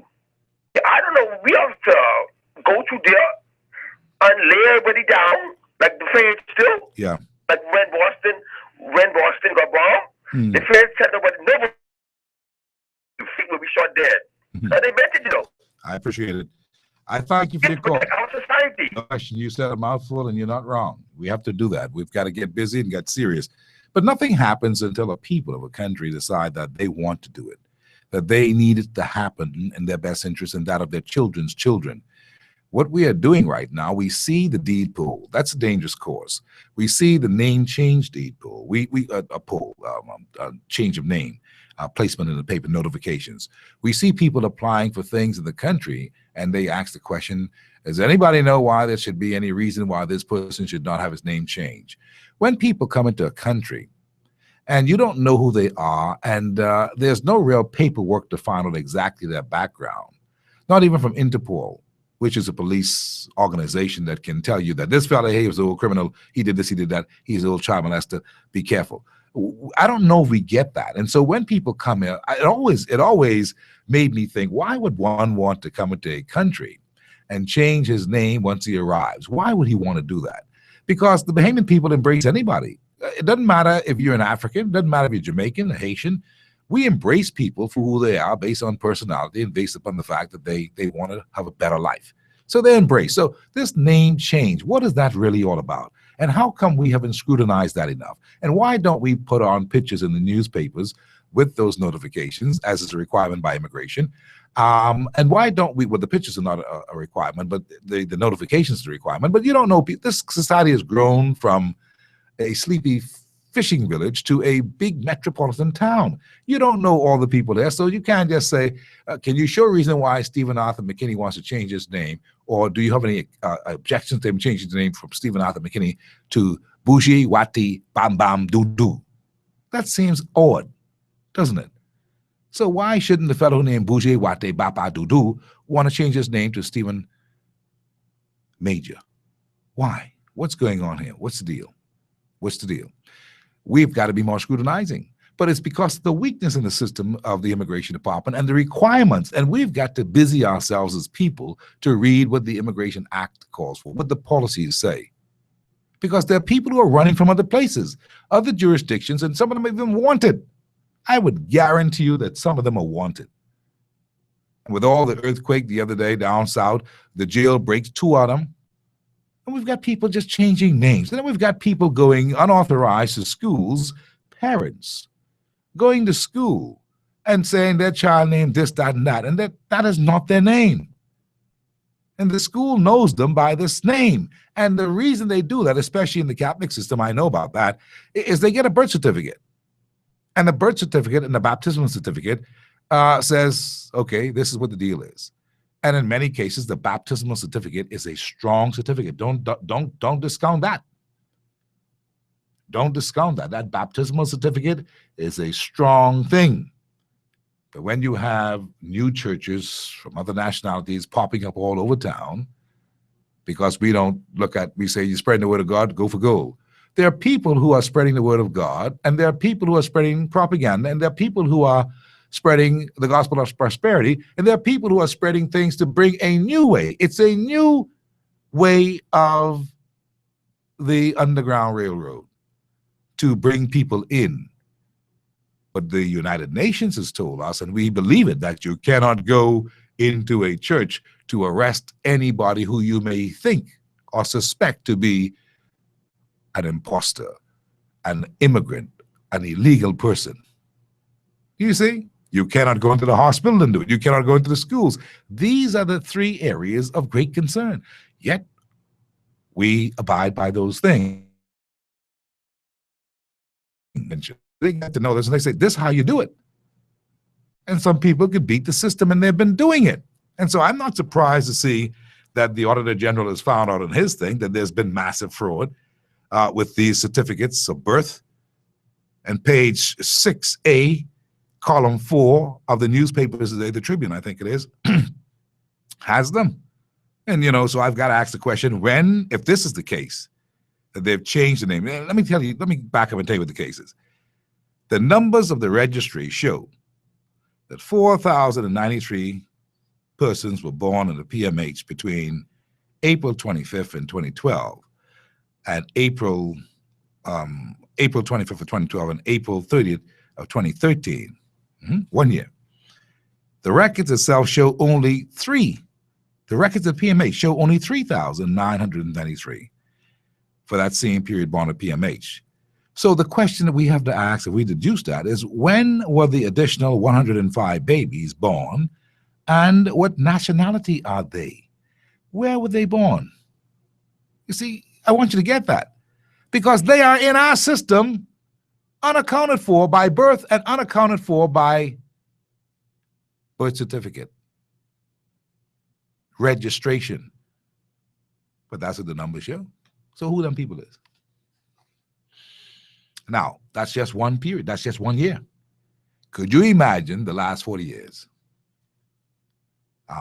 Could you imagine the last 15 years? Could you imagine the last 5 years? That's what I'm talking about. And so it is no wonder we've got all kinds of people around here who claims that, you know, they're born here and that's this behaving. Notwithstanding what Article 7 of the Constitution says and its full scope of what it says. We've got problems. We don't want to admit it. That's why no one is talking about it. And that's why the information really is on the ground from the GNN, the Ghetto News Network, that we've long been outnumbered by others who really don't belong here. Hard copy, how you doing? Pleasant good evening, Bushiwati. Yes, sir. Katau Kahuya. I about to jug up your station right now. I don't mean to. I missed the earlier part of the show. I'm curious as to why the minister, and I've seen others do it, do this drive-by your parents. No. This was a program that was booked and had to go today. That's why I'm live today. I would not have been here today live because I had another program, because I have another appointment to go to, but I had to put that off and put it for next week. No, they were already booked to come. Minister was booked to come here today. Nothing to do with my letter or any appeal to the government to have their ministers appear. Nothing at all. This was something from the Women's Bureau that they had already booked to be a part of this today. Whenever you get the opportunity, Steve, for the minister to come back, and she does appear to be one of those individuals you don't hear too much about. Yeah. With all the rah-rah-ray-ray, all the nonsense that's happening with so many of them. He really does not appear to be one of those ones. But I would have liked to hear her views and her ministry. Everybody, from what I've heard in the word on the street, is that she does a great job. Yeah. We have her here periodically. I've always bring her on. She's always come. She's never shied to come. And we're going to have her here very shortly, perhaps next week thereabouts. So I'm going to send her a note and get her in to talk about some things in social services, because I'm concerned when I look at the amount of people who are joining the unemployment lines, and I want to know a number of things of how it's growing. But she did give us a good idea as to what's happening with the actual that Visa card that they now have, so that people don't rip off the system by saying that they need this or they have that, or they can show that they're supposed to be a part of the welfare system to get goods and services and food and all that kind of stuff. So that's a good thing. we want to talk more about that next week when I get here. I promise you. If you can, and I'm not sure that No. Every time when I try to get her here, she comes. That's a fact. Okay. All right. I just want you to know, in the event, I may not be able to call in. Could you ask her, please, as a Bahamian that could trace his roots back a long time? But they say my navel, not navel. Yeah. My navel Your navel Mary, straight. Yeah, my navel. Yeah, use a real Bahamian then. Yeah, you know what I'm talking about. Would like to know her thoughts with the challenges that her ministry faces as it relates to trying to help the Bahamians that are legitimately having a rough time in life. Yeah. What her thoughts are on the money spent on the carnival. How far that would have gone in her ministry. Well, you know, I don't speak for her, right? But I remember when this thing came around, she was iffy about that. She wasn't a happy camp at the beginning. But you know, in these games of politics, you've got to play the party line. If the party goes along with that, you better talk like that. You don't talk like that, they could deal with you. But I know from a Christian perspective, she has some very serious difficulties with it. But I would like that question posed. I'm writing it down. I have it right here. And also, this Stronger Bahamas, how much was it? 3.8 million? Yeah, that's for the Office of Prime Minister under the auspices or for the earmark of commercials, advertisement, communications, etc. in the Office of Prime Minister Perry Gladstone Christie. I would like to know her thoughts on how far, let's call that 12.9 million for the sake of argument, what half of that would do, because she sounds like she's a very engaged minister. What her needs are and knows what's required for her to do what she needs to do in her ministry. Yeah. So if you could ask her for me, please, her thoughts on where even half of that money or how it would positively impact her ministry and allow her to do the job that she has been charged with in her capacity as a cabinet minister. Yeah. I would love you to ask her that for me. I please. appreciate it. All right, Steve. God I bless. made it up. Okay, but you don't want to comment on this other thing that I'm talking about. But listen, the passport and so on and so forth. Yeah.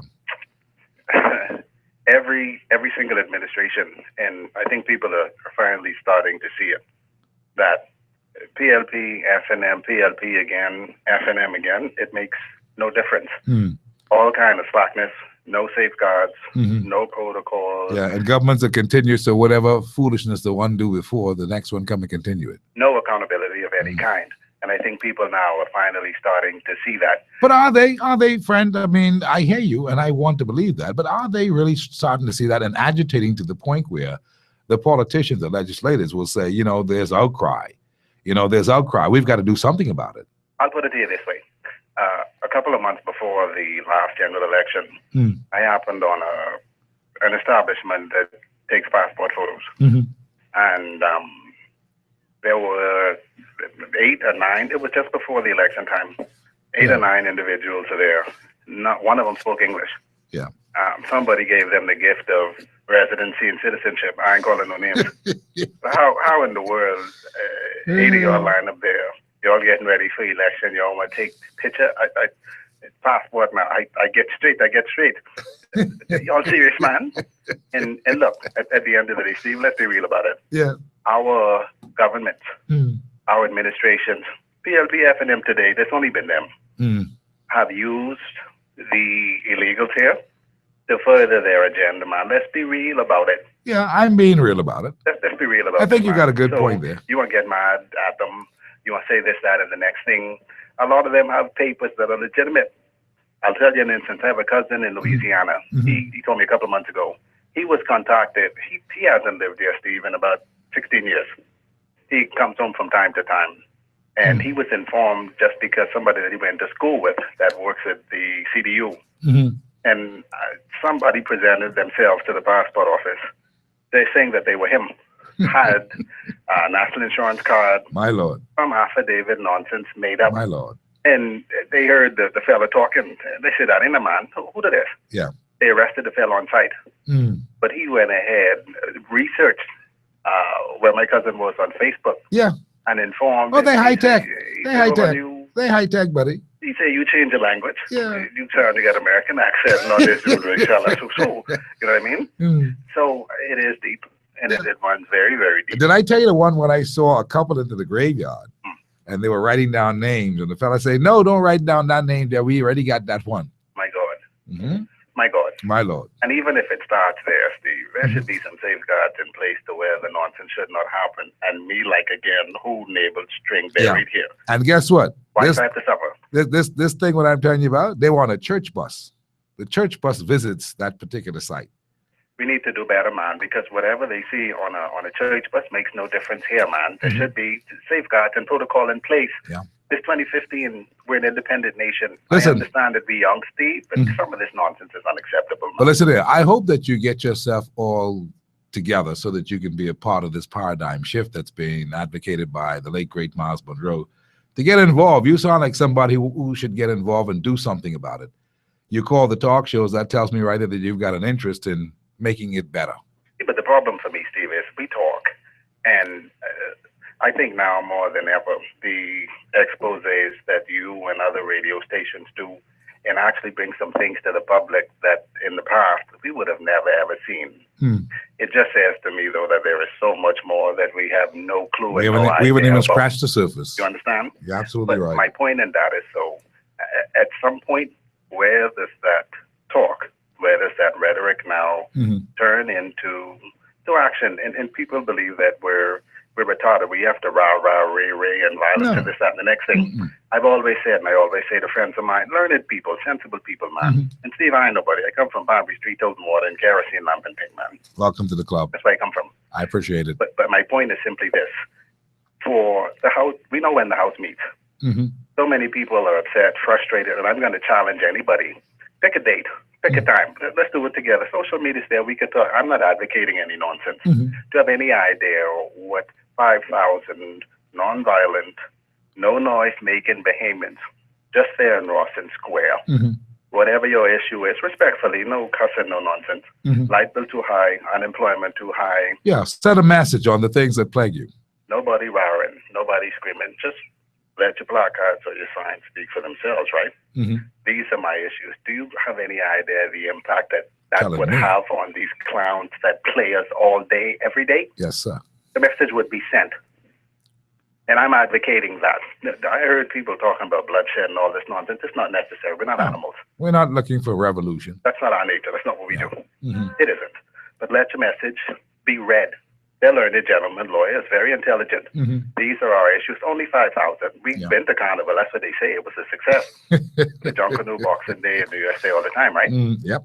So these are things that affect your children, your grandchildren. You must. great-grand, and all You got to that. want to come out and be a part of it. So let's do it. Let's make it happen. Pick a day, pick a time. I'm there. I am. I appreciate it. We're going to move, brother. Thanks. All the best. Yeah, man. God bless. Wonderful. Quite interesting. 325-023546. Well, just recently, we did a kind of a show them who you are, a kind of a quiet protest, a kind of a show some numbers that you're alive and you're out there. And that was with It's the Bahamian Thing concert. You remember that? And I said to you, 2 days of telling you this on hard copy, just go out and just have fun. No violence. Just go out to the Arawaki and have some fun and show them that you're there. I saw Obi Wolshkim out there that night, and I saw Leslie Miller. And there were others out there that I did not run into, but I saw those two at different times, and they were both like, my goodness, the people are here. They do listen, and they do understand. And they're so well behaved, not one incident. But they were there to send a message. Did you remember that? That was just recently, a couple of weeks back.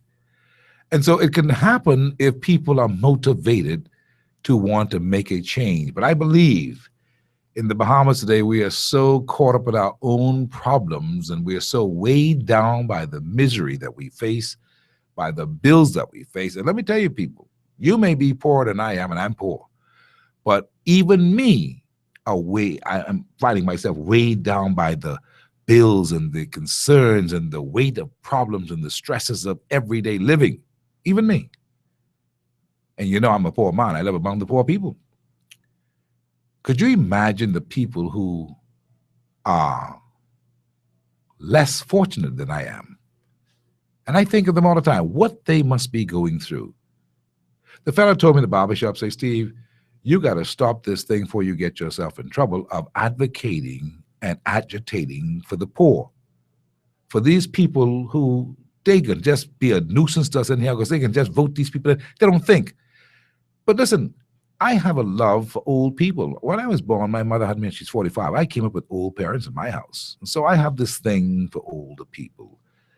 It's just been my brought up. I don't believe that they should be paying the kind of bills that they are in a society where they help to build. And I know we must all pull our weight in certain things. But when you're bringing about new taxes, as I said to Michael Alkitis, publicly on this show, a couple of days ago, I reminded him, I don't think that you need to bring New Zealanders into this town or anybody else to advise you how to tax the hell out of these old people, senior citizens who've already spent their money, spent their time, and have made their contribution, and they are still being taxed like fellows who just coming up and they ain't make no valuable contribution yet. I disagree with it. I don't care who agreed with me on it. I don't care how much they call me foolish for it. I'm telling you, that doesn't happen in real civilized societies. Unless the income is so high and the pension is so fantastic that they can afford it. You talking about people who worked at BEC who getting $300 and stuff. People who work in other parts of the public service, $200, $300, $400. They got all the same bills to pay. Light bill is astronomical. They need a little cable because they're retired now. They need to have their water. Come on now, let's be real. They got all these other and they go to the food store and their dollars got to spend like me and yours. That ain't fair. I was happy to see that Michael Alkitis must have heard it or some birdie told him something because he's now in the Florida House yesterday, basically trying to see how best they can do something for those pensioners, especially those who have been victims of CLECO. And this is what I talked about 2 days ago, the CLECO matter, the city markets matter. Now, Alkitis wasn't brave enough to go into the city market area. Oh, he didn't fool with that. That is a no-go zone. I don't know if Fred Mitchell was talking, but that is a no-go zone because that's a no-go zone because of those persons who are involved. To the hurt of the many hundreds of Bahamians who paid all that money into the pension fund, who had monies there for when they retire, and who ain't got a penny to get now. He didn't go there, but I believe that with more agitation on hard copy, he'll get there because we're going to put it there. We're going to put it out there to Mr. Alkitis and all those who are in charge of this country from the financial point of view to get that right. Your mom who worked dead hard and educate you, send you to school, retired, scrub all them people's floor, working the government as a janitress, she paying value out of tax just like you. And if she don't pay it, she don't move them people's things. Now, they say that can't happen. You can't separate it because it'll be too much work to do. I say the Bahamas is very small. And these are old voters too. I say go buy the voter's card, go by the Register General's office, get the right numbers and find who the people are. Or call and volunteer. You're 65 and over and you worked in it. Let's talk with you. We're going to give you a break. No, sir. No such thing. That is not going to happen. And I believe it should happen in many areas, in tax on the real property tax, all of those things. But you know, I'm kind of half crazy, you see, so I can say stuff like that. But I believe it, and I believe it'll work tremendously well. And I believe it'll be the biggest feather in the government's hat. But they have been advised by the New Zealanders, and they smarter than us. Hard copy, how are you? Hi there. Hello. Hi, how are you? Fine, thanks, Mr. McKinney. I was enjoying listening to your show. Mm-hmm. And, well, what prompted me to call was your last caller and his challenge to you. Yeah. And I want to say that those who God has assigned leadership roles to, you're not going to be able to duck it. You will either be faithful or you'll be found guilty. Absolutely. Yeah, and so what is lacking in this country for the most part, and for the longest time, has been leadership that is based on God's kind of standards. Leadership that's geared to getting the best deal for, as you just spoke to, for the elderly, getting the best deal for Bahamians in general. I mean, we're the most marginalized group in our own country. And that's something. And I've been to a meeting that you would have arranged, and surely there's an interest to save the country. I suspect that we shall just have to continue. And I wanted to say, too, as I was listening to the minister and the dear lady who was on talking about these opportunities for women in politics. Mm.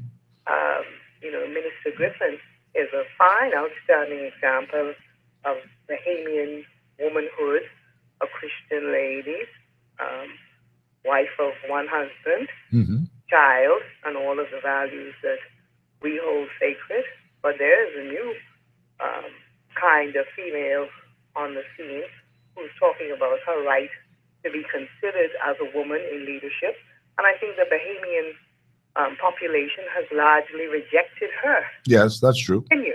Mm-hmm. And we make no apologies about it. No, I don't either. There's that group that comes from that liberalized sector of the women's right kind of women's lib thing. To marry women. That has morphed into something else. It's not the real, genuine, everyday homemaker slash politician slash government worker woman. What they're speaking to and who they are speaking for. Yeah. And so, I hate to be the person who needs to have to bring the clarity in the conversation, because, of course, I, like any other Bahamian, would like to live in quiet and safety and not have my food threatened.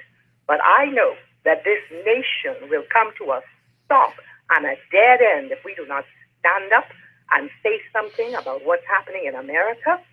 Those CEDAW people who are making that money available to us for women to be educated in these political skills and all that, they have an agenda. So rather than have to insult them at our gate, it is far better if we return their check.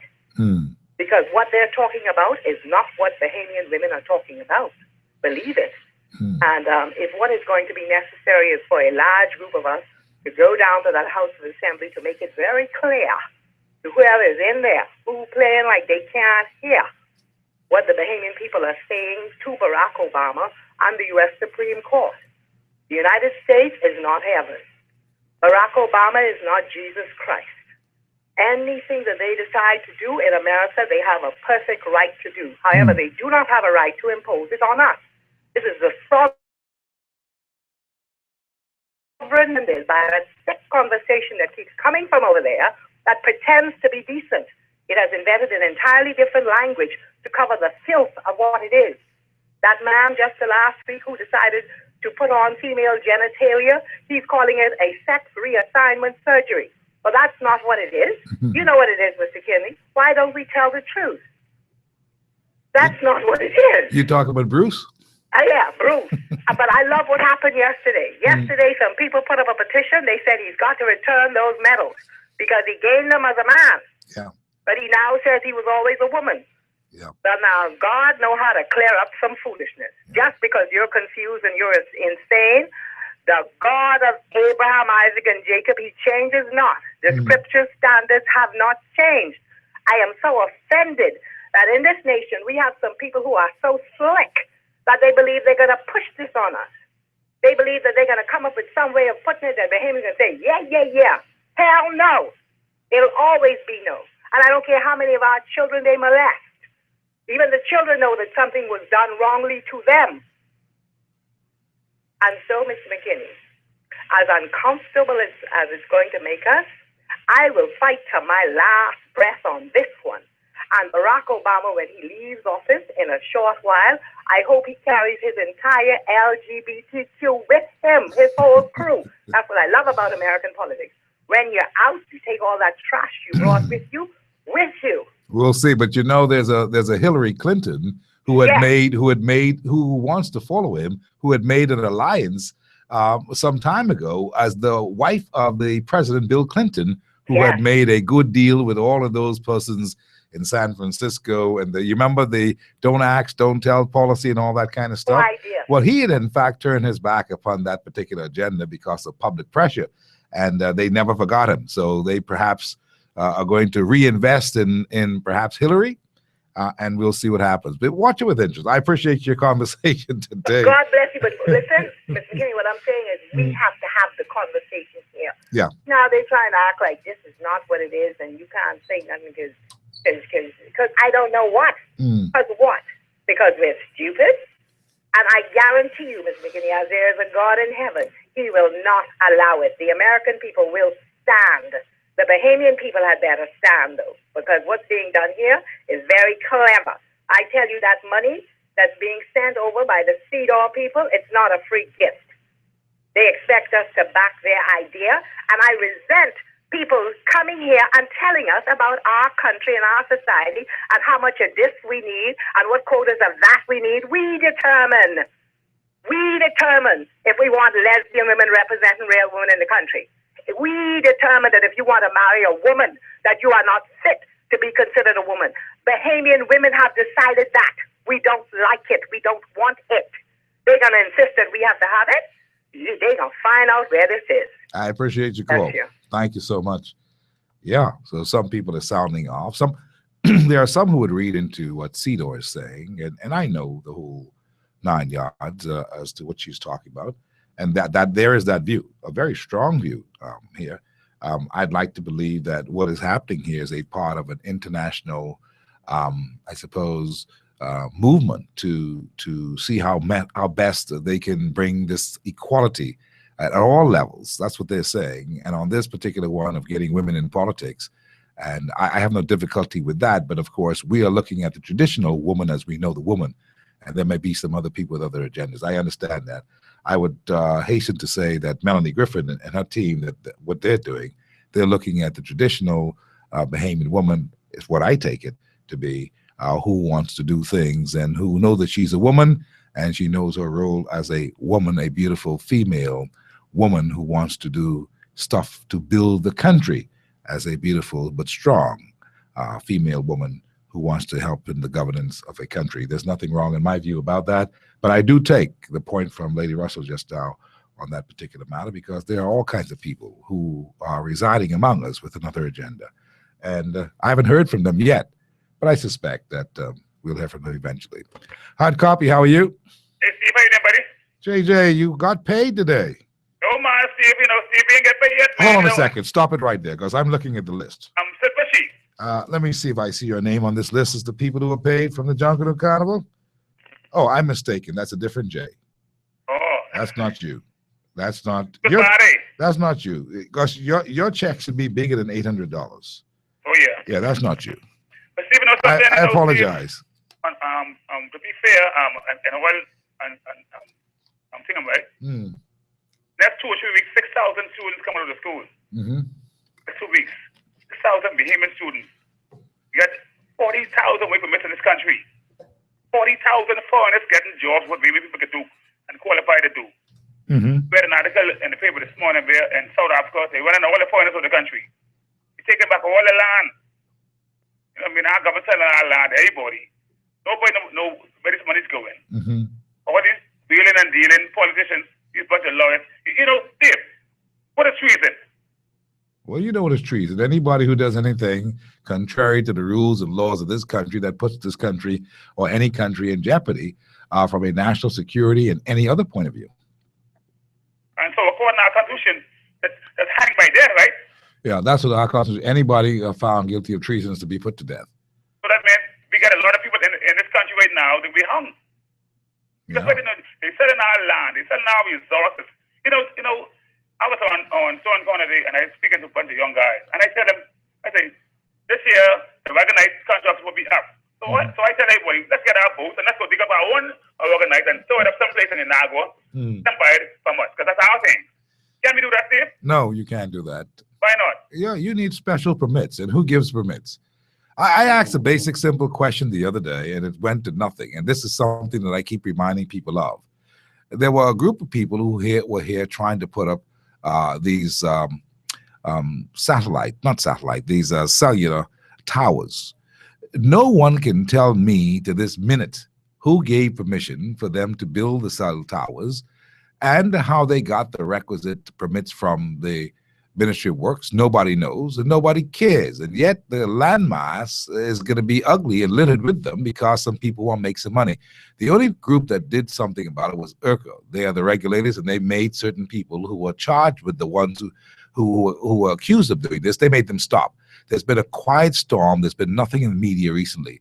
These are things that are of great importance to show you that things happen for people if the powers that be allow it, or if they're part of it. You will never know who has permits to do all kinds of dredging. You just see it happening.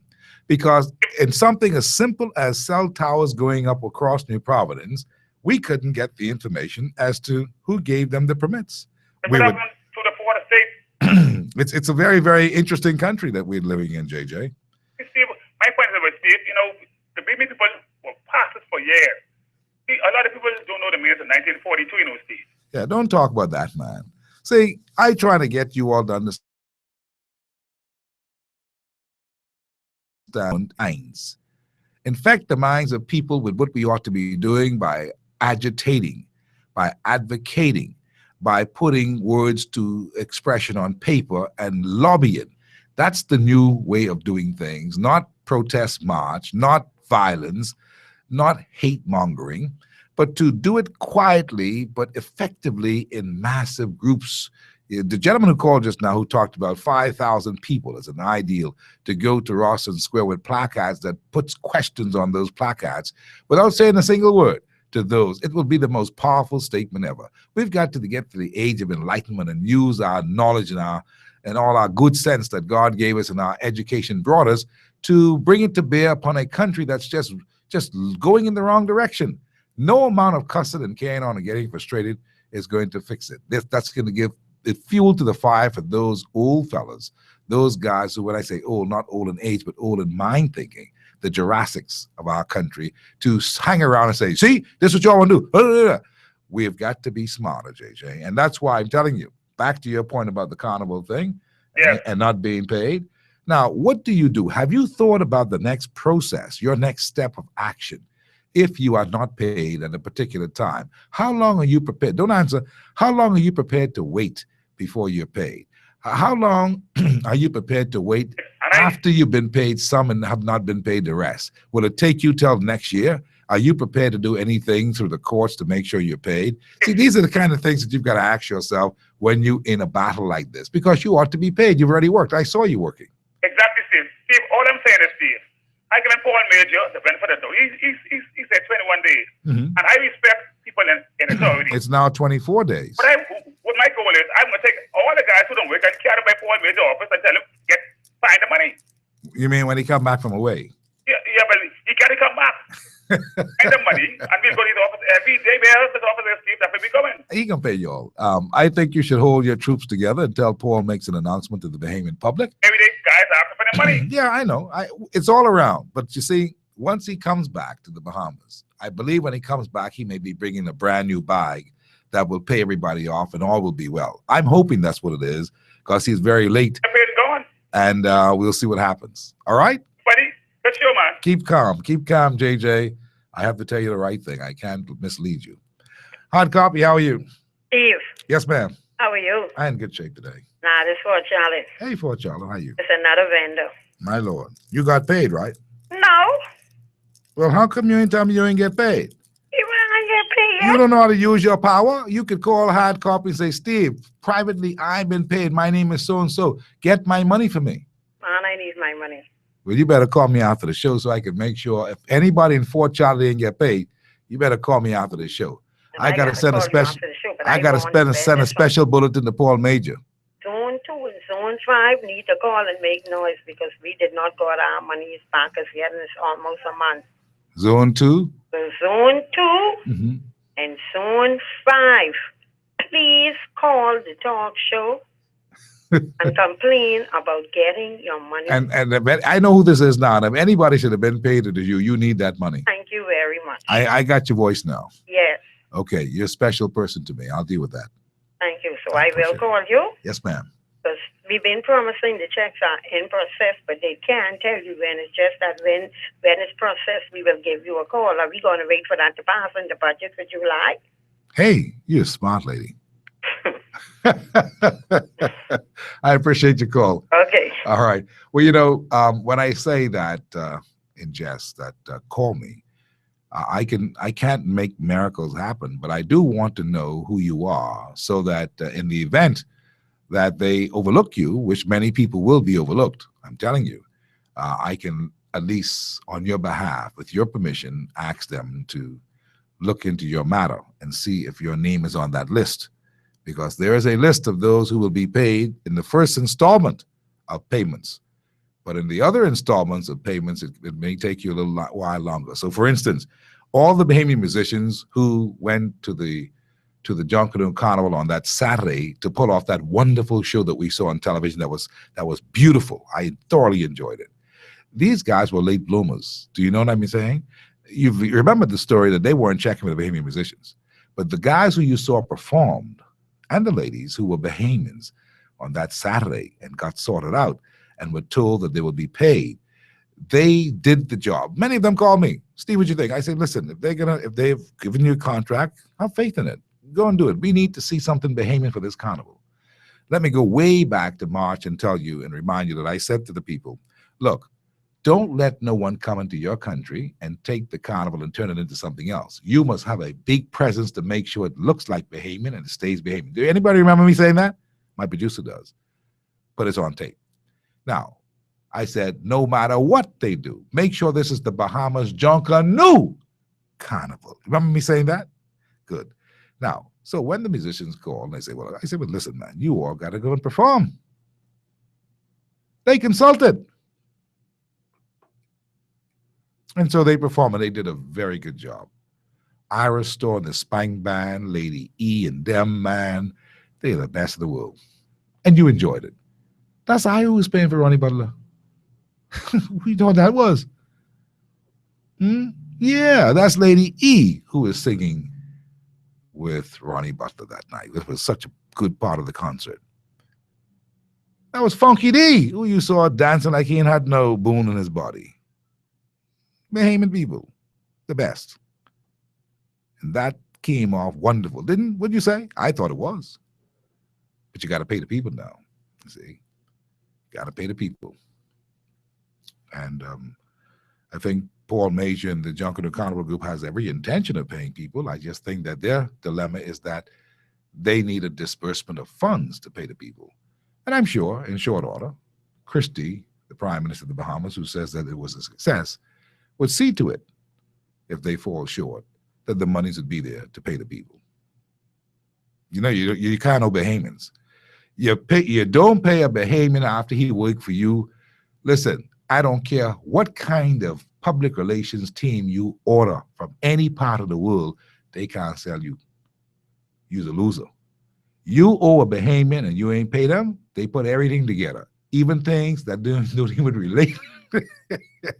They said, you remember that time too, when boy, get from me. So the job is an uphill climb. It is in the best interest of the government to ensure that everybody's taken care of. And I have every confidence that they will. They must. It's for their own good. So be patient. And yes, they did late, and they should have paid a long time. And in the future, don't sign no contract unless you get half down. Because you see what happened this time. Next time it'll be worse if you don't fix it this time. But I think Bahamians are very much fun-loving people who want to see good things happen. But don't try to use or exploit no Bahamian boy. Don't try that. You nail in your coffin, you need a nail in your coffin when you do that. Especially if you're a politician. Or especially if you are a minion of a politician. You know, one of the carpetbaggers, one of the tote news people. You mess around with that, well, I don't have to tell you the story there. You know. Hard copy, how are you? Mr. McKinney, how are you today, sir? Very good, thank you. All right, very good. I was calling in response to a gentleman who said, 5,000 people would send a good message to those in Parliament. Yep. Yesterday one gentleman called the members of Parliament, and I came back and I called puppeteers. And I wonder if we really need, puppets. I wonder if the message would be sent stronger if we send a message to the puppeteers. Okay? Because we have some people who are controlling things behind the scenes. It's easy for us to say, man, Hubert Ingram did this or Perry Christie did that. But these gentlemen are simply taking the fault. Perry Christie corrupt, Hubert Ingram corrupt. Who corrupted them? These people who I believe corrupted them have businesses in this country. And the Bahamian people have the power, You only need to look around, sir, and see what happens when Bahamians decide that we are not going to shop there anymore. Yes, that's true. So I know many stores that when people, when Bahamian people shift on you, I don't know what it's going to take to get those people back in that lot. You better believe it. You're right about it. Yes, sir. And so, if we could, I believe when we start the conversation with the politicians, I believe we start a little bit too low. And I don't know for what reason these people are unmentionable. I mean, they don't have a name, but we all know they have businesses and what they actually sell. And we know that they run things. Say again, sir? And we know that they run things in the country. They're the real people behind the scene who run the show. We know who they are. Right, we know who they are, but why don't we address them? Why doesn't some brave soul say, hey, you know the person that really behind this is Mr. So-and-so, his business is X, Y, and Z, and guess what? Me, myself, as a person, I already boycotted a few stores. You know? Yeah. I choose to spend my money with certain people, and I choose not to do it because guess what, Mr. McKinney, believe it or not, they do the same things. Yeah. The Chinese and those white people and whoever else, they boycott the black Bahamian businesses too, you know. Well, let me tell you, I wouldn't want to quickly hasten to say that it is these quote-unquote white boys or Chinese who support. There are a number of Bahamian elites who are of our complexion, dark, who in fact are not interested in anything other than their own personal wealth. And in many cases, these are the people who run the show. It's our own people. It's always been our own people who in fact run the show and who want more than they need, and to the detriment of the many thousands they could give 2 cents about them. And they are involved in political parties, as you know, and they call the shots in political parties. And the powers in the political parties are pushed in the direction of what these guys' ambitions are. And if you really want to go to a level of calling names, you'll call some names that will blow your mind. And not only that, it's not advisable to do so because they hedge their bets. You need to understand this too. The same people who support a governing party supports an opposition party, because if they're in business and they're looking for favors and that kind of thing and concessions and whatever else, they want to make sure that whoever gets inside there is their buddy. And buddy is an operative word there. Buddy. That's their buddy. You have to understand the game. All right. Powerful stuff. We don't have enough time to talk about it. All right, sir. I appreciate your call. I appreciate your call. Yeah. Hard copy. How are you? Hey, Steve, how you doing? I'm good. How are you? I'm okay, man. Good show as usual. Thank you. All I wanted to make one comment to the PLP. I wonder if this is a budget debate or a budget debate. A buzz it? Why you say buzz it? This budget don't seem to be friendly to the average working citizen. There's got to be a budget. A budget debate. Yeah. I see. You know. So, and one other comment to the Governor General. I noticed that when they were talking about how the soldiers from the United States had lost their lives at one point by a plane crash in the Bahamas. She was there at the ceremony, and all the Americans were at their ceremony. But what happened to when was our defense force? They had nothing to say about that publicly. Yeah, I believe this lap they forgot the May 10th. May 10th happened right around the carnival. You know, but you know, Mother's Day.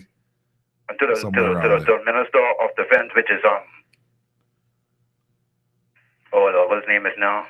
Minister of Defense? I mean, National Security. Oh, Dr. Knowledge. Dr. Bernard Knowledge, yes. Yeah, tell him to give the Bahamian people that number. What he dreaming so we could go to the house and go buy it, because he clearly is in a dream. You don't have no vision for crime. So tell us, give us that number so I'll just go to the numbers and catch that dream. He just heard you. Thanks for your call. I appreciate it. Yeah, people are going to be full of sarcasm, and of course,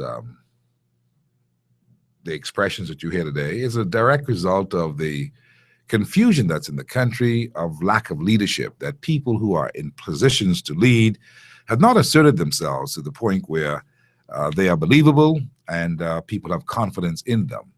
Dr. Knowledge, I believe, means very well in the national security area. I think his difficulty is that his hands are tied in many regards as to what really ought to happen, and that may be more internal politics than anything else. It's no reason why he shouldn't address the nation as the Minister of National Security in these days of serious crisis.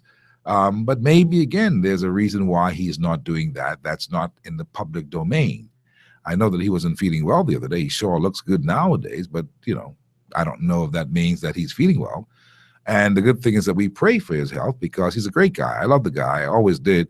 and always respected his intellect and his tenacity. And these days he doesn't show much of that. And maybe Christie ought to give him a break and move him out of there. And I'm sure he wouldn't mind, and send him someplace else that may be more stress-free than this crime thing. This when a person, a healthy person with absolutely no problems at all, no blood pressure, right? They're not diabetic. I mean, they don't have hypertension. Everything working functionally well inside them. They would be stressed out under an area of crime because it's a stressful job. And for what it's worth, I believe that maybe Christie is in the position now to, and I don't know if he'll do it, but he should have had a cabinet shuffle a long time ago, just to move some things around, to get some people working, to get some people generating more things. But Christie is the kind of fellow who likes to do it the way that he does, and only he knows why he keeps it that way. Because everybody else, they at least move around the permanent secretaries, they move around some people, they move around a couple of ministers. The other day when he had an opportunity, he says he's doing some things that looked a little bit like he did some changes, but all that happened is that Ryan Pinder had jumped cabinet and gone to work for Deltec Bank. And so somebody had to take over the reins of the important Ministry of Social Services, and that went to Hope Strawn, who I hope is persevering well and will do a good job, because she's also a nice, decent person from Chippingham. And so we pull for her, but, you know, we have to scrutinize her if she's not doing well. And that's just the way it is. And so we don't know what the ideas are that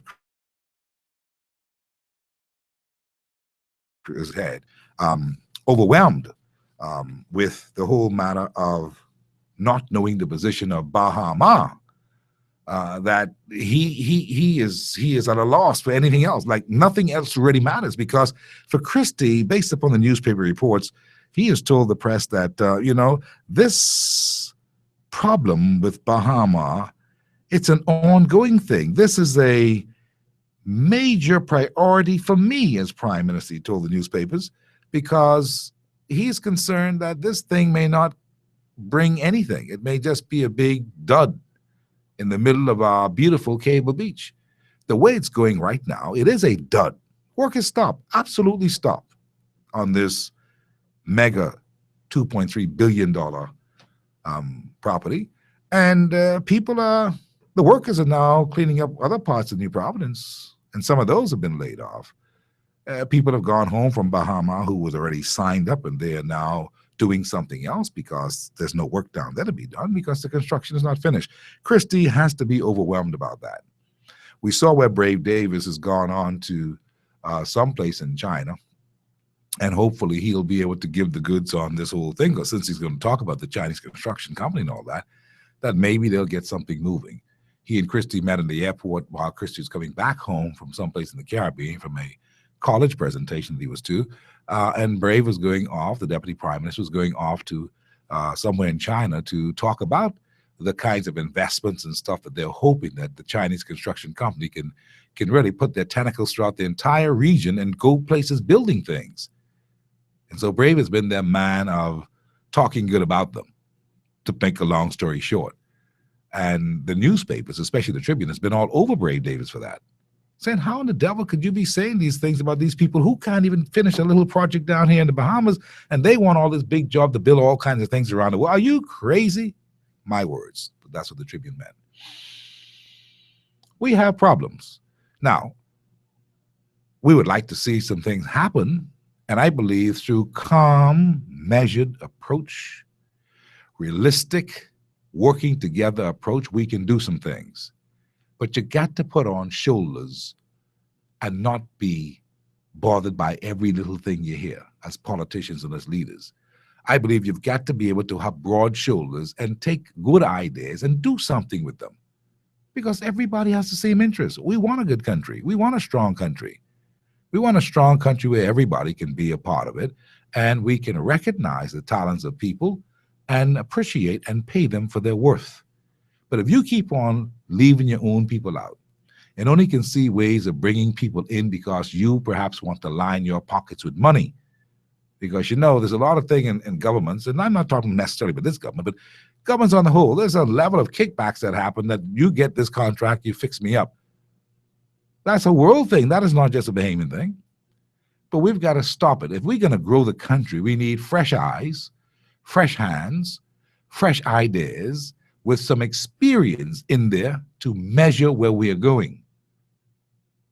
But what we're doing now, we're killing fresh eyes, fresh ideas, fresh minds to the point where only the good old boys know what to do. And if the graying factor is in full effect, which it is, they're getting older, they're in their 70s and going, what's going to happen in 5 to 10 years from this for this country? What's going to happen? You know, you don't get great guys overnight. You can cultivate some new people and bring them along and train them as you go, as you make your exodus, they make their entrance. But we're not doing that, are we? Here's some text messages for the day on hard copy as we end. This person says, Steve, I had told immigration there was a lady who was getting illegal Haitians straight. The officer looked at me and scratched her head. She did nothing. This person says, boy, Steve, God is good. The minister said she did not get your invite. I wonder why. And as I told her, the invites to all of them went through the chairman, Mr. Bradley Roberts, who I am confident passed on those invitations by email because I saw it. Now, maybe she wasn't one of the persons, I don't know, but I thought that she was. I don't have my list in front of me. And I'm hoping that, well, I know that I want to talk to her, but she wasn't one of the first urgent ones. I know that. They had more urgent things to deal with, like Al-Qaeda's and those. So there's nothing to be worried about with wondering why she didn't get one. I know this person's suggesting that it wasn't passed on, or they passed it on to make me believe they passed it on, but it wasn't really passed on. But let me tell you this, doesn't matter. God is good, because now I got her to say that she's waiting for me to send her a note for the date, and she'll be here. So take that. This one says, to get the Bahamas back to order, God have to remove the wicked, and in due time it will happen, where the wicked will tarry no more, because the country is corrupt. That's what that person says. Another says, Steve, did the Minister of Immigration say in the House yesterday that there are no-go areas in certain parts of Abaco? I know I didn't hear him right. Yes, I didn't hear it, but I can tell you from past experiences, there are no-go areas in certain parts of Abaco. There are no-go areas. That's a fact. And a person like Edison Key, who is the man down there, should make a statement based upon that, because inquiring minds want to know what he knows about no-go areas down there. But Mitchell may be onto something here. There are no-go areas here on New Providence. No-go area, I believe, in the context of, boy, if you're going down there, only the authorities can go inside there. You just can't go down there talking about you looking for so-and-so. You may never see you again. This one said, God is a God of order, and he places everything in order. Once we move away from God, order, then we invite chaos. And that's absolutely true. This one says, they need to place photos in the daily newspapers with the name changes. We've been saying that for years. He's talking about those persons who want to have a change of name and nationality and all this kind of stuff, status. Yeah, they need to place photos in the daily newspapers with the name changes. And that may even be an old thing. Not that I want to stop the newspapers from making money, because they pay for that. But we have television. How many of you watch the off-screen television every day? You read all the community announcements on cable and on ZNS, even on Channel 40. Which is not supposed to do on Channel 40, because that's a parliamentary channel for parliamentary stuff only, but they do it there anyway. But that's another matter. You would have to look at the rules for the parliamentary channel, like I know them by heart, to understand what I mean by that, but just leave that alone in passing. They're not supposed to do that, but they do that. But in doing it, it could help in a big way if it's from a immigration policy point of view, because that could be considered something governmental. And the point is, they can put the photograph up there, and immigration can make that a requirement in this 21st century of technology, where people are looking at the smartphones and stuff. And one should be able to go into a database of immigration and see the notices on their smartphones and retrieve anybody who is now making application for anything in this country with a photograph. We can do that. There's simple things. We're not doing it. We like that newspaper thing with no photograph, just names and stuff like that. And that's a part of the corrupt system. Well, it wasn't intentionally made corrupt. People corrupted it because they realized that, hey, they won't know because there's no picture here.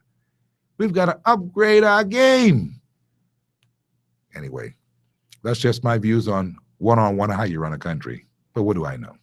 I'm just a little poor fellow from Chippenham who happened to stumble upon the radio station because God has been good. And I don't know what they're talking about. It's 21 behind the hour of 7 o'clock for what it's worth. That's our show for the night. We are going to not have a show tomorrow because of the holiday. We wish you every best as you walk around and march for Labor Day. We hope that you go out as a worker and celebrate the whole idea of Labor Day. I'm sure you're going to see political parties out there with their party colors telling you they're part of your Labor Day. Don't get mad. They're only human beings. They know how to make mistakes and how to fool some people.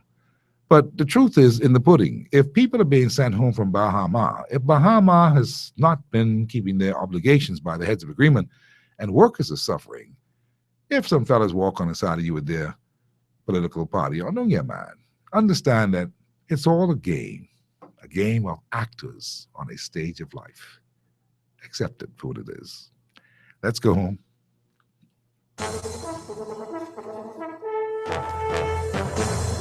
That's our show for tonight on Hard Copy. We thank you so much. Please do be safe this weekend. Make sure that you go to church.